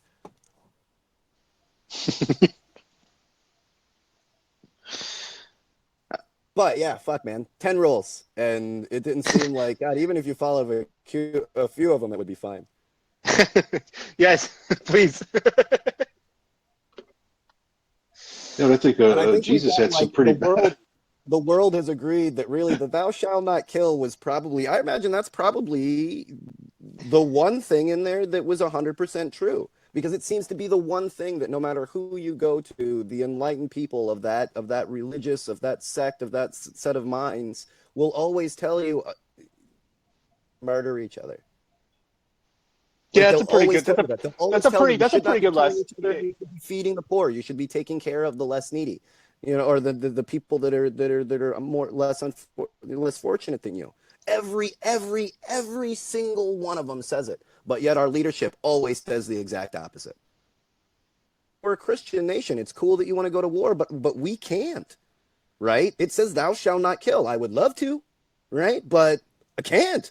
We're a Christian nation. You came out and told us that, right? You had a big speech about it, right? We elected you because of it, and it says thou shalt not kill. I can't do it, guys. Some other way to undermine their government other than murdering them. Why? Because we're a Christian nation, right? Imagine if that was what they said. Oh, the world of politics would be so much different. Oh, you'd think it would, right? Yeah, you'd think it would. There's always that creepy guy in the corner that's, worshiping the devil and doing weird shit, right? Yeah, they'll do anything for a bribe, for a small envelope of cash. Yeah, but that's the deal, right? It's always possible to do good when surrounded by evil. It's impossible to do evil when surrounded by good. So I mean, we have to get our people into into politics, or it'll never work. If we let these same old crotchety rich bastards, right, run the world, then they will run it into the ground. That's what they do. Well, they've already proven that they've done it, and they've done it repeatedly over and over again. Nothing's going to change until they're out. Yeah. Yeah, and we have to, and it will, from their perspective, they're always, 10 years, 20 years, things. No, we can do it right now. We can do it right now. Don't worry about it. Like they always, anytime that we are in the midst of revolution, from their perspective, oh, we're going to do it. We're just going to do it in the future. Where any of those things we could do right now. We could have outlawed slavery 1,000 years before we did, right? We could have, had socialized healthcare for the world 1,000 years before we did. We could have done any of those things immediately. We can stop the polluting the world not in 100 years, right fucking now. Yeah. But that's the difference between being progressive and being revolutionary, right? Revolution is saying, no, we're going to do it this moment. Get out or lose your head. I mean, in this case, we're saying get out or lose your job, but get the fuck out.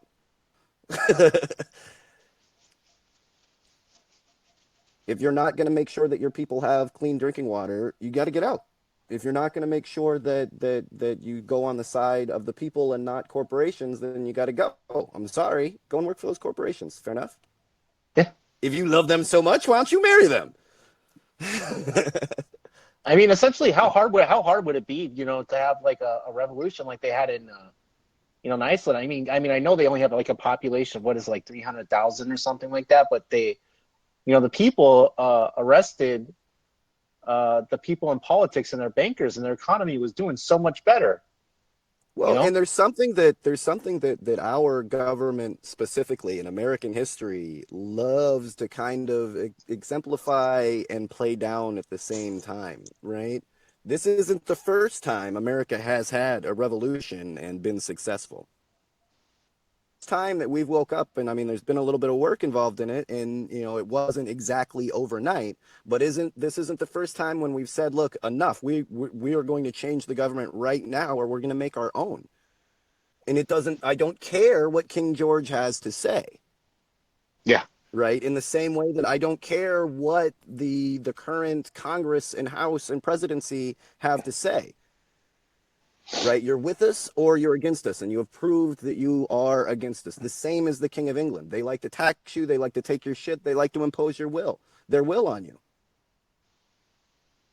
If English soldiers need a place to stay, they will kick you and your family out of your house, right? That's what moved us to the revolution.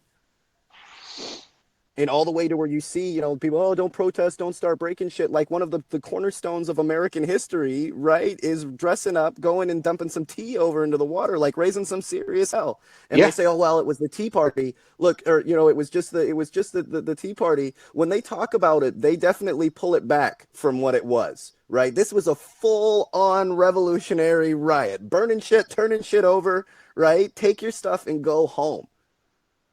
And that, like, it wasn't a peaceful, like, we did a quick march and high five dressed up like natives. That wasn't what they did at all. They were raising some serious hell. And that did start to change what America was. We stood up to the oppressors and cut them fuck off. The next day, we've got our own government. We've got our own banking system. Look, man, we've got our own army. We can do that again and be successful.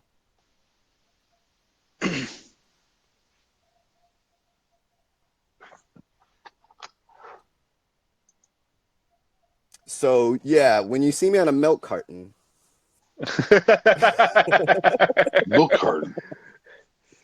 Well, you just don't be like Bruce Jenner and be on a box of Wheaties in the 70s looking like a guy, pentathlete, and then like 40 years later, you look like this woman. I mean, it freaks me out, man. Oh. No, it's cool. Well, like, I'm Wheaties not like 2017. Look, you can do whatever you want. And I just think that part of it is, like, they're making a shock value out of something, like you're being famous out of something that you really shouldn't be famous for. Look, if you woke up and you said, look, I want to be a woman, this is not breaking news. That's the point of being an equal society. Go on with your fucking day. At what point, like, okay, that's cool. Why are you telling me about this every 5 minutes? Why is this on the top of the news? Why is this? I already know it. That's fine. Be a woman. High five. What do you want from me? Like, I don't understand why this is somehow news or my problem.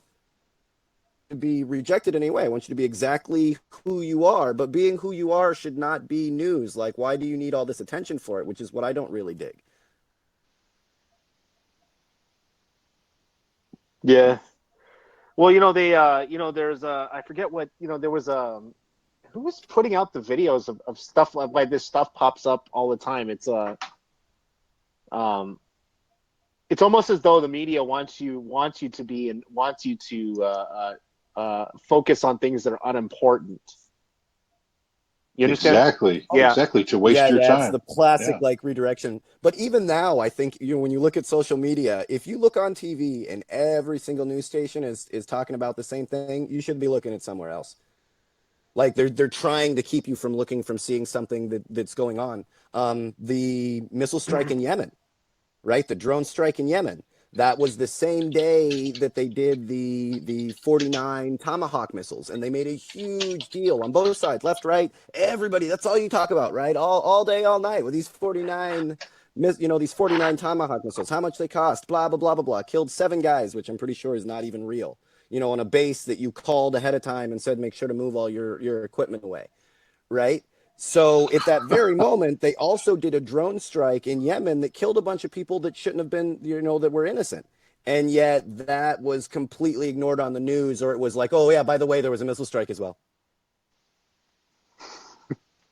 Right? Like it was more than obvious. Anytime you look on the news and they're all talking about one thing, something completely different's going on. Yeah, exactly. Yeah. I think I have that somewhere on my laptop where, they have the repetitive news articles, and they were worded exactly the same from 15 different news network agencies. Oh my God. Word for word, the exact Well, I same mean, stories. even if these were like real news agencies, because we know they're propaganda and advertising tools, but let's say for a moment that they were real news agencies that catered to the left and the right. You're telling me that on a given day, right, if I am into motorcycle racing and you're into stock car racing, our news are never the same, right? If they really did cater to the left and the right, you're telling me that they're the same news stories? Right? You would be interested in completely different things. So when you come out and think, in news agencies that are supposed to be catering to people from one side or the other, the news that you would be interested in should be wildly different. And it's not. Right? Especially when it comes to these moments when they're distracting you from something. Everybody's talking on the same thing. Everybody's showing the same pictures. Everybody's saying the same script. Everybody's on the same page. And that's not a coincidence. Of us have mentioned before, they made actual laws to make propaganda, to make using our media as a propaganda tool legal. Specific legislation to make doing that legal, to be able to control you, to make you do things you don't want to do, right? That is what propaganda is used for. You don't want to do it, they have to trick you into doing it. That's propaganda. To say, hey, we're making tricking you legal, that's wrong on several different levels. Yeah, doesn't this the owning of the media, it goes back to I believe it in history, it goes back to is it the CFR? If I'm wrong? You mean our version of it, or? Yeah. Well, in 47 you had the NSA was started. That's where it became really overt. I mean, it was long before that. I mean, if that spying and the media that's used, even in the Revolutionary War and before, it's propaganda all the way around, and the use of the media, right? You control the news, you control the media, you control the people. That was the same issue that they had with the printing press, same issue that they have with the freedom of information that the internet brings. The same when people started reading their religious text. They used to have the law, you can't read the religious text, you'll know what's in there. You know what I mean? I can't tell you what I can't use that propaganda for you anymore. Most of the people that went to the Crusades were illiterate. They couldn't even read the being told to go to war for. Right. And that's pretty standard in, once again, that kind of pyramid scheme of government. Controlling what people see, hear, and read about is really important. It's the main thing. The media controls half of what people it might affect us differently. It's pissing us off that we know we're being lied to. At least we know we're being lied to. A lot of people are being lied to yet.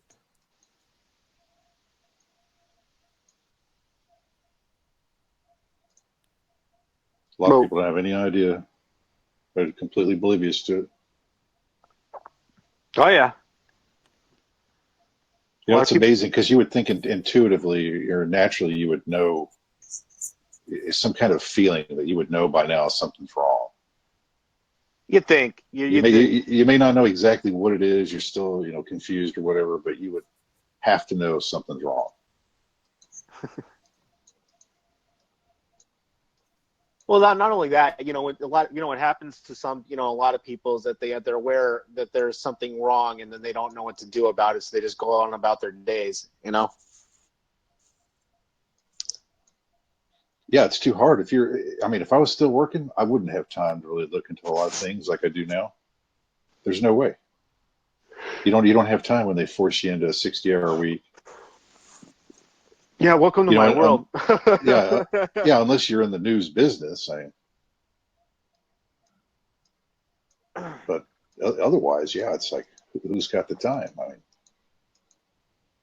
We lost Terrence. Not many. This show, I swear, it's like one. Yeah, man, it's like a lightning bolt hit everybody at the same time. You know, what the fuck, man? No, nobody can join the other call. Yeah, I remember I was just telling you what a hard time I mean, yeah, it was the same thing. It took me like 3 reboots to get its shit together again. My God, man. Oh, what technology, Google. Eric Schmidt, look at the level of technology he's giving us, Tyler. This is incredible, man. They never have any updates for this platform. You know that, right? Is that right? I know. Yeah, now that all the backdoors have been released, I mean, should we be surprised? Right? It's good one, Google. You fucking lost it on that one. Well, now, you know, that's similar to what Microsoft does to you. You know, they just kind of dump their crappy software out on you, and then all the beta users and the first people that are buying on the first days, you know, they're the guinea pigs. You know, they're going to actually be the people that call in and have to work through their tech support, you know, to try to get the shit running. You know, what kind of company does that, man? Well, even Facebook does that. I mean, I've been around on Facebook, you know, for a long time, and they also abandon things without any legacy support. You know, they do it. You just it's not a lot of it's not on the mainstream features, but they do the exact same thing. You know, there's I don't know one company that isn't. Are you talking like Facebook developer stuff, or? Well, I mean, at one point they had, remember they had Facebook Notes, and it was kind of cool, and then it's not a real used feature, and then it's now they don't really have any legacy supports. There's no real. Let me see if I can look at it. I have some somewhere. Because people were finding it, they're like, "Oh shit! Did you know you had all this stuff posted?" I was like, "No, those were lyrics to songs." Let me see. Yeah, absolutely no privacy controls on them. I don't know if they're public or whatever. Yeah, just completely abandoned on that one.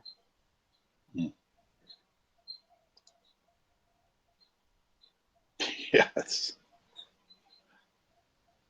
I mean, and then you know you could excuse some of that if he wasn't like talking to the Chinese president about Chinese style censorship, or you know, all this other bullshit, you know, about having to log into Facebook so you can get to the internet. I mean, really, man? Well, that's what I mean, okay. you know, That's something else we got to talk about on this show. All right, guys. So, Facebook is now hiring a staff of around 3,000 to go through videos and to censor videos that are deemed violent or have violence in them, and completely get rid of them off of Facebook. And that was the article that you were posting earlier, weren't you? that sounds familiar. I don't know if you sent it to me. Yeah, I might have. Yeah, it's. Well, no, and then while I was just searching, I ran across. I mean, you know, because that's bound to backfire, right? They're going to cut it off something that needs to be videoed for, you know, for the right reason. Well, then I'm cruising around and I see this Baltimore police. Some woman was live streaming, and the police were coming in on them. So she's live streaming it. She ends up getting killed, but they cut the live feed. See, that's what they want. They don't want you. They don't want certain things getting out. Let's put it that way. And if we just have the open ability to live stream and video bad shit that they're doing, well, we can't have that, right? So that's why the 3,000 guys that need to censor the internet, you know, based on their feelings or whatever.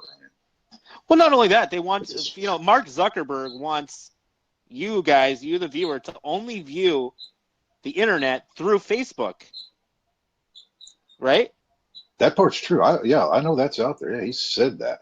Yeah. That's like one of his goals. You're like, oh man, well, you talk about a control freak. Yeah. God, was it you or Preston that said? Was it you or Loki that said it? Oh gosh. Gosh darn it! Was it in this chat room or was it? No, I remember that. Yeah, that just came up in the last day or two. Yeah, no, well, that's because they just put that out there. It's real recent. I could have sworn But I was like, you put the article in this. just, I could have sworn you put the article in this chat room. it's just more censorship. That's because that's what it is. What do you need to be cutting off live feeds for? Why? Oh, Why because you know, and honestly, because it's got violence. Really? I mean, well, honestly, you know what? Here's the deal. You know, if I was Mark Zuckerberg, and there was some legality to it. Because you do have ratings, and you do need to have certain legally. Especially if you're dealing with like. All I know is like the only thing I really know that you can compare it to is like pornography sites, and you can verify by clicking or whatever. But there's an easy way around this. Is that if you're gonna be doing it, ask the user if they whether it's gonna have violent content or have an age verification, blah blah blah, this and that. That's a pretty easy loophole. Than just censoring it altogether. You know what I mean? Mm-hmm. Yeah. Yeah, must be 18 to view this. Must be, you know what I mean? That solves it right there, right? I mean, hey, if Yeah. we're all adults, then everything's cool. But no, can't have that. See, we have to have these guys getting in the middle of your business, telling you what to do, because I'm Mark Zuckerberg, and I want to control the internet. That's not going to be a problem, is it, Tyler? Can we shut down your bandwidth a little further? Maybe we'll limit you a little bit more on your total usage. I mean, is that going to be a problem? Well, now they also want you to upload, for ID verification, they want you to, as well as I do, as many anons have dealt with this, and with floozy accounts, is that they want you to upload your ID to make sure that you are you. And here's the fucking funny part is that they're not doing it for that. They're doing it so that they can have an ID to link with the person in case you've been up to any criminal mischief, anywhere on the internet, to link you to a fucking crime and use this paperwork in court to fucking prove that you have done something malicious on the internet. Yeah.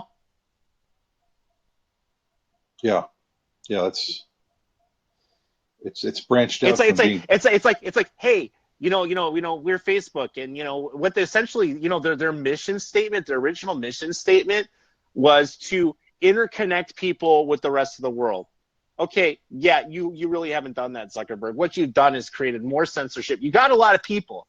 I give you that. You got a lot of people is where everybody fucking hangs out.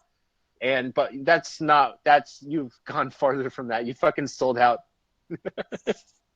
Sorry. Oh yeah. Sorry, brother. Watch, this show goes down in 5 minutes. Fuck you, Anonymous! Yeah, I keep thinking there's got to be some retribution for this. Well, those 3,000 guys, they'll be honest. That Tyler dude, he's fucking done. Tyler Durden. Yeah.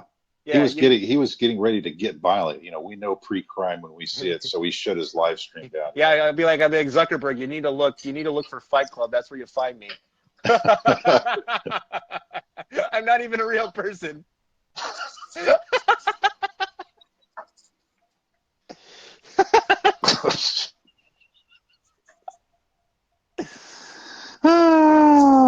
Man. Oh, we got another one. All right, Casey Merrick. How do I join Anonymous? How do I join the movement? All right, Casey. So if you, I have posted in other videos, our creed. I will do it again. Unfortunately, I couldn't find the version that Loki was talking about. But go on YouTube and just type in the Anonymous Creed. It's some people follow it to the T. Other people just use it as a guideline. It is a little bit confusing, but if you adopt our ideas and values, pretty much anybody can pick up a mask or start an operation. But essentially, if you want to be anonymous, you are anonymous. If you want to get involved in Anonymous, yes, there are some good places to start. I'm not sure. You can always look up Op New Blood on the internet. I'm not really sure how. I haven't checked that webpage in a while. Or you can check out, Op New Blood, or just, if you see somebody with an Anon account and you're kind of interested, hit up another Anon and ask them, I want to get in, I want to get more involved. I want to start some operations. If you feel like there's some injustice in the world, start an op. Yeah, there's no shortage of injustices. We'll throw that out there. Oh yeah. Right. And always ask around. You want to have any trouble? Well, you'll have. Yeah, there are no stupid questions, and I have seen ops like this happen in the past. Okay, so there was an op media blackout, and God bless these kids. They had a really good idea. Essentially what they were going to do. I actually can't get into what they were going to do, but let's just say that they were going to do a real media blackout on a cyber level, and lo and behold, push comes to shove, and they didn't have, I believe they didn't have the technical capabilities to do it. But when you run into situations like this, there is, you can always, ask around, for help. And if you can't fucking find it, then, go and learn, go to school and learn some things. But, they came up with this weird story saying that the op creator went homeless and everything, this and that. But, if you don't know something, don't be afraid to ask. And that's a wrap. No. We still got another 25 minutes. It's a Tyler and Preston show. Chicago basketball captain.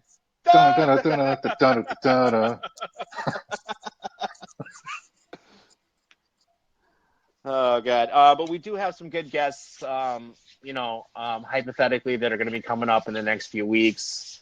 I'm not going to put names out there because nothing's ever really set in stone. But just keep your eyes out for Anonymous Bites Back, and we will have some pretty big guests coming up. I guarantee it. Today just happens to be one of those days where we're having technical difficulties galore.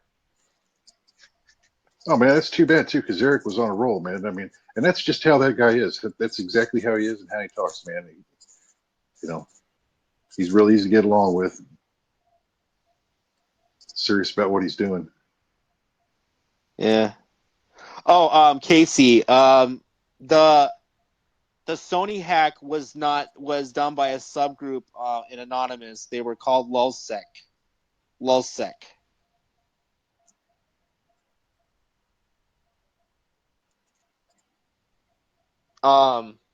Sorry, I got stuck on a tangent. Nor the comments? Yeah. Questions? Casey says, I have friends in Anonymous who have helped out with the hack from Sony. I've been on the deep web to take down websites. I can go back on it. It's too disturbing. I want help. You have real courage to take down sickos and down even if it's not for long. Well, yeah. Back on it's too disturbing. I want help, but I have real courage to take down sickos down, even if it's not for too long. If you're referring to sickos, yes, there are pedophile operations, and that is something that anybody can do. It's more of a trolling operation and gathering information while you're on it, and it's not. And those ops. Or those kind of operations are not only limited to Anonymous. There are many, many, many pedophile hunters out there. God, there's a big one called you know the guy I'm talking about, the guy in Vancouver, Creep Catchers. No, not familiar. God, what is his name? Oh my God. Anyway, yeah, anybody can start doing that. Trust me, Well, it looks like it has to happen too, because from what you could tell is that there's just, for whatever reason, the police just aren't gonna take care of it. I mean, it's weird, but well, yeah, why is that such a problem? I don't know. It's you post some stuff about hacking, on Facebook, and then your account goes down. But, God forbid you have a pedophile ring up in Facebook and it stays up for months, like, and none of this stuff ever, half this stuff ever goes to the authorities or the proper people, because you have to rely on people that are, doing doxes or, intelligence gathering and, taking the further step to see who these people are, and then going back to the proper agencies. And even if you have all the information presentable, it's hit or miss on actually getting some of these people. But you know what I'm saying? Yeah, it is difficult. And if they're not going to help, because they do have all the data. Yeah, the same guys that are listening to everything know where all this traffic comes from and where it goes. So they can't act like they don't know, or they can't find out.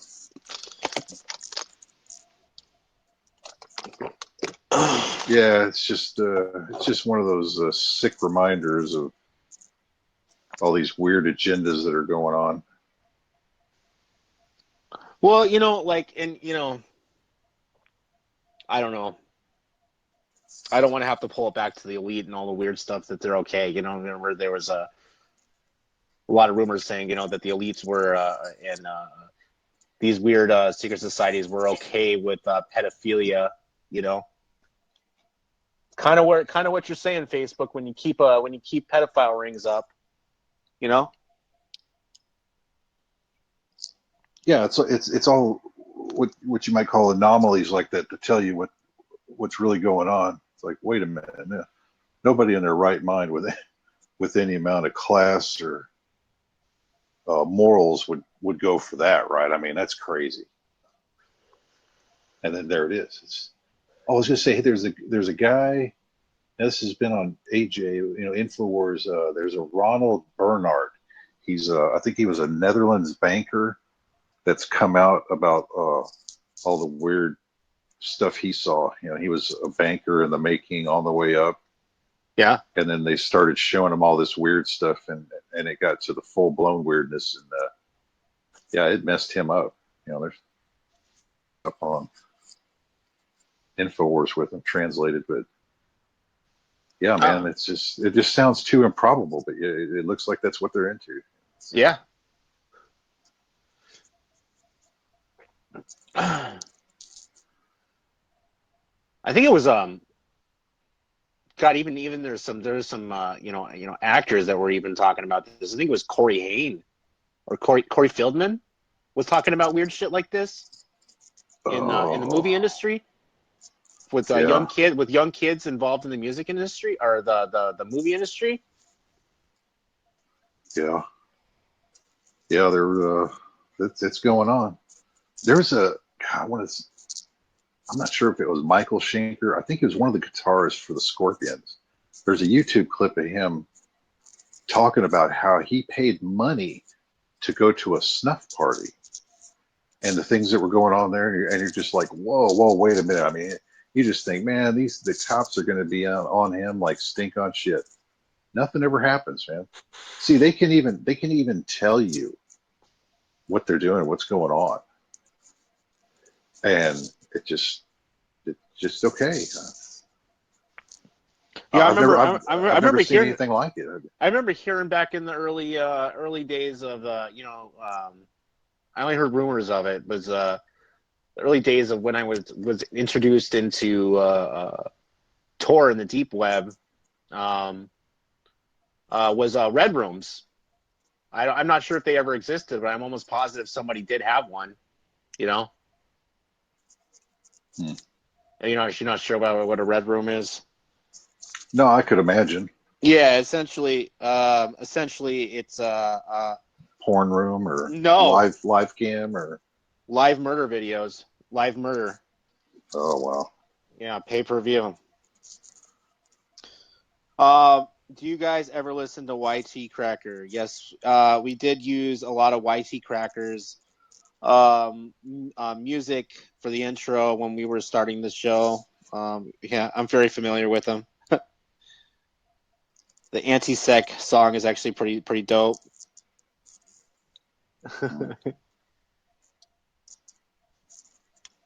And what would you call him? YZ?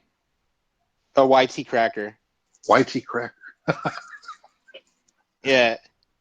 I'll have to write that down. I'm an old timer, man.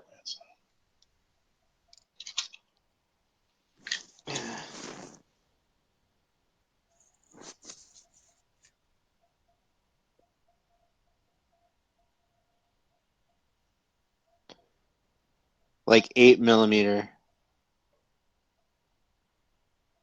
Not familiar with. 8mm film or what? I don't know.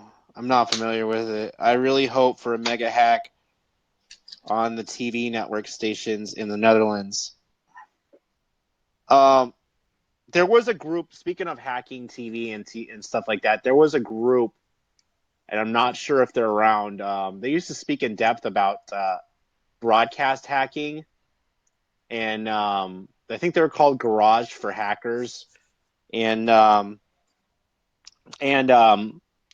they were around. They were saying it was a pretty difficult hack. Essentially, you would have to have.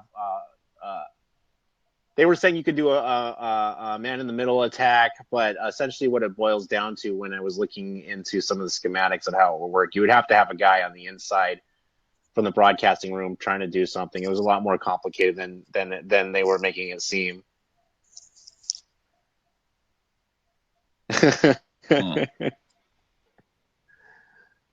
Well, that used to be easier back in the old days before they start scrambling the signals so much, especially with digital. You could get like raw signals off satellites back in the old days. You can't do that anymore. Well, yeah, it's all digital now. It's not analog UHF, VHF anymore. So yeah, no. I mean, but it's going back to the old days of pirate radio, that's something that we Anon should adopt. I mean, there are millions of Americans, or people around the world who still listen to analog FM radio. I think if you get caught, it's like a $15,000 fine for having one. But honestly, pinpointing the origins of the broadcasting signal is really kind of hard, and is really uber cheap to make your own broadcasting FM radio. No, I've seen a few protests where they were doing that. If you do low power at a low enough power on a channel that's not being used, you can actually do that. You can get some range, yeah. The problem with FM is always the range, because it's line of sight. Yeah, it's not going to go very far. But hey, if you're in a protest or you get some localized, like a little station just for a gathering, you could certainly pull that off. You actually get more range if you're broadcasting from the top of an upper building, in a city. Oh, yeah, there you go. Hint. That's right. Damn. Well, yeah, because AM broadcasting, typically is longer, not because of the broadcasting towers. It's because of the way that AM radio waves go. They tend to arc with the Earth. Rather than just line of sight. They have a longer distance.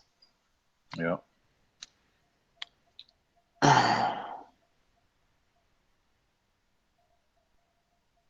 So we got 13 minutes. I'm getting there. It's the Tyler and Preston show. Where is the cavalry, Tyler? They're supposed to pop in and help you every so often, Oh, we had technical difficulties. Yeah, we got all these. It's a collaborative effort.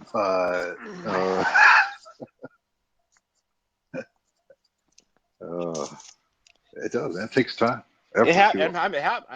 I'm just glad, we saved the show because of a technical glitch. Oh yeah, no, that'd be a heartbreaker.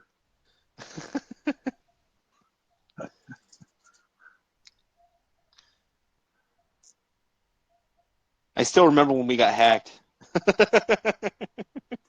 I do, yeah. I still think about that hack. That was a good one, man. I mean, you look at the merging and what was going on there. There's a lot going on, man. That was a good one. Yeah, it was. It really was. Yeah.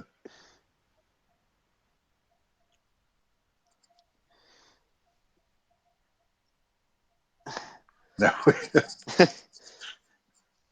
Marian says you only have to do one network because they filter all the news that comes in every station just to censor what is going on or twist everything around.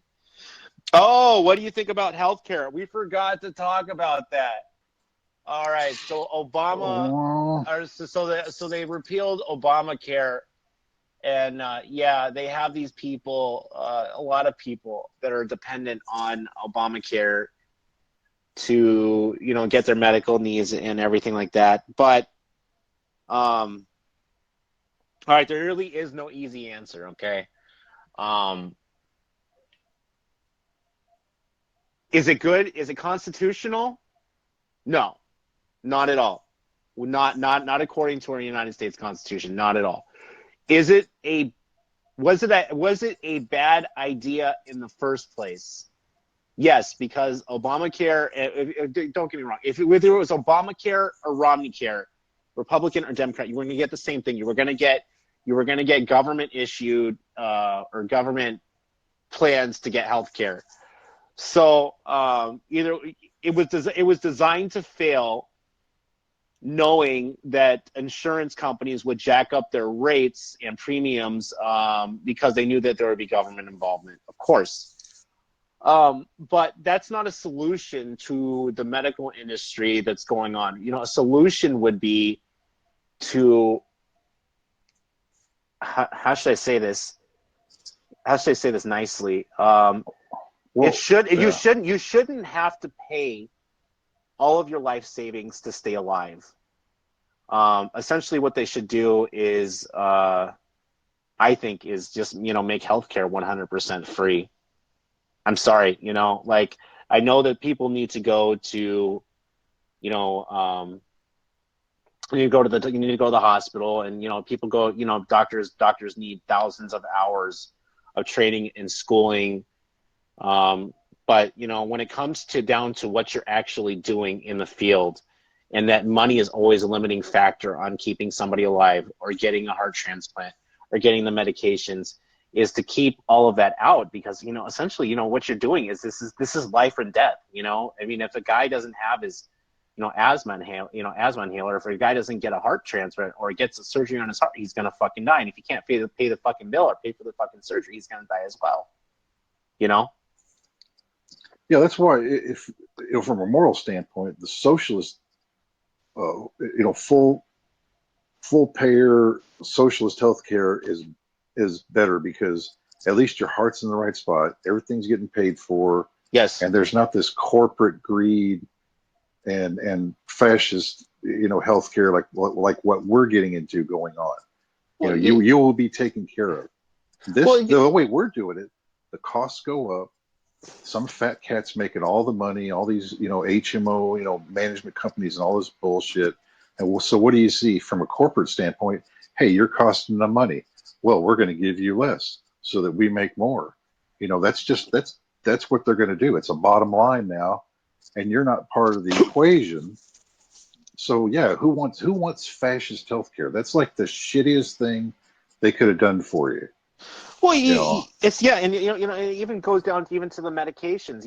Not all of it. Yeah, actually, a lot of it goes down to the manufacturer. The manufacturers jack up the prices of the medications, knowing that they do it deliberately on purpose. Like one dose of oncology what is it? Some oncology medications are $28,000 a dose. All right. Well, I don't think, this is just my personal opinion, that oncology or radioactive medication is always the best solution for cancer. No. But I'm just saying that, in a lot of options, a lot of people's situation, that's the only option for them. So just saying that you needed a $28,000 dose, they jack up the price on purpose, knowing that the insurance companies will cover a portion of that. And that's the fucking reality of the medical situation in America, is where, even if your insurance company only comes up with 50% or 80% of your $28,000 medication, you're still going to be bankrupt after you beat that cancer. Saying. Yeah, Just saying. that's the goal, man. Is from their corporate standpoint, their goal is to fleece you of as much money before you die. Oh yeah. That's the deal. Yep. Just like they've got it all figured, from the Federal Reserve saying, you when you come out of baby, you equal what, $1 million or $1.5 million now. You're an equity product now. All of a sudden, it can be traded and all the rest of it. It's just, it's how it gets corrupted. Yeah.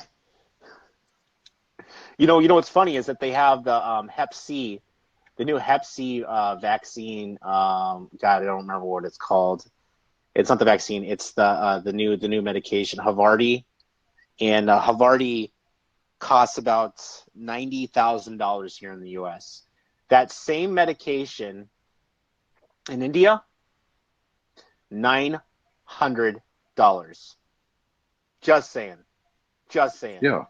So that shows you $900 is still a point where they make money, or they wouldn't be selling it for $900. And then the company that came up with Havarti, I forget the manufacturer, they got sued, and it went up pretty high in the court system, and they had to introduce government programs to help people that have Hep C to get the medication. The problem is that if we as a society will allow people, fat cats, in the medical industry to charge $90,000 to cure you from hepatitis C, what else are they doing? They've done a bunch of shit over the fucking years. They jacked up the fucking prices of childhood medications, people that, not child, of HIV medications. That guy got into trouble. There was also Mylan with the EpiPen. We have fibromyalgia medications that are jacked up through the fucking roof. This is just going, Yeah, the other reason you don't want any of this is because of the natural tendency for the government to take on too much power and to screw you with it, as if we've never seen that before. It's like if you have a problem with the government, say 10 years ago, why would you want them in your business, in your health business, and then the medical? Are you nuts? You really want them in there? Well, they're there now. So yeah, good luck getting any kind of medical care. No thanks, man. That's it, and it goes back to the basic tendency of government. Why you don't want government in your business ever? Don't fall for that. Yeah, especially when it comes to the medical industry, there really is no easy solution. Yeah. There really is no easy solution. Not the way we do it. No, there's no. Nothing but crappy, government-based, crony, good old boy, corrupt solutions. Yeah. You got plenty of those kind of solutions. Let's just favor in the insurance companies and offer people low prices at the beginning to get their insurance covered. But now that you got your insurance, we're also going to make you file extra paperwork in case you're fucking fibbing to get your medications to the IRS. And then if you fuck up, you owe this hefty penalty. So guess what? You get fucked in the ass either way. Yeah. So your free health care really wasn't free, was it? As if you didn't see that one coming. I mean, it's just like, come on, man. I can't believe that just people fall for this stuff over and over again. We want health care. You know what? I mean, come on. Everybody needs to stay alive, but nobody should be in debt to stay alive. Yeah, and I mean, and catastrophic things happen. That's why. And let's come on. Medical is like cars or anything else. They should be getting cheaper. As the technology gets older, normally things get cheaper as the equipment and everything's paid for, et cetera, et cetera. So how come we have what we see, where everything gets more and more expensive at a higher rate than inflation? I mean, come on, that's the sign that you're getting screwed. Yep. Everybody knows it. Yeah, it's just, come on, man. That's why you don't do these things. Man. And I know is boring, and have to keep bringing up the Constitution. I know how boring that is, that we shouldn't want government, blah blah blah. Well, yeah, because look what it leads to. This is another perfect example of why you don't want these assholes in your business. Yeah. I mean, it's just don't do it. All right, we got 1 minute. All right, let's thank our viewers once again. Thank you for our viewers. Bear them with us for technical difficulties throughout the show. We made it. We made it alive. Yeah, we really are trying to get. We got some good guests lined up. We just get it. If we can get it going, then it's going to be some good shows. Yeah.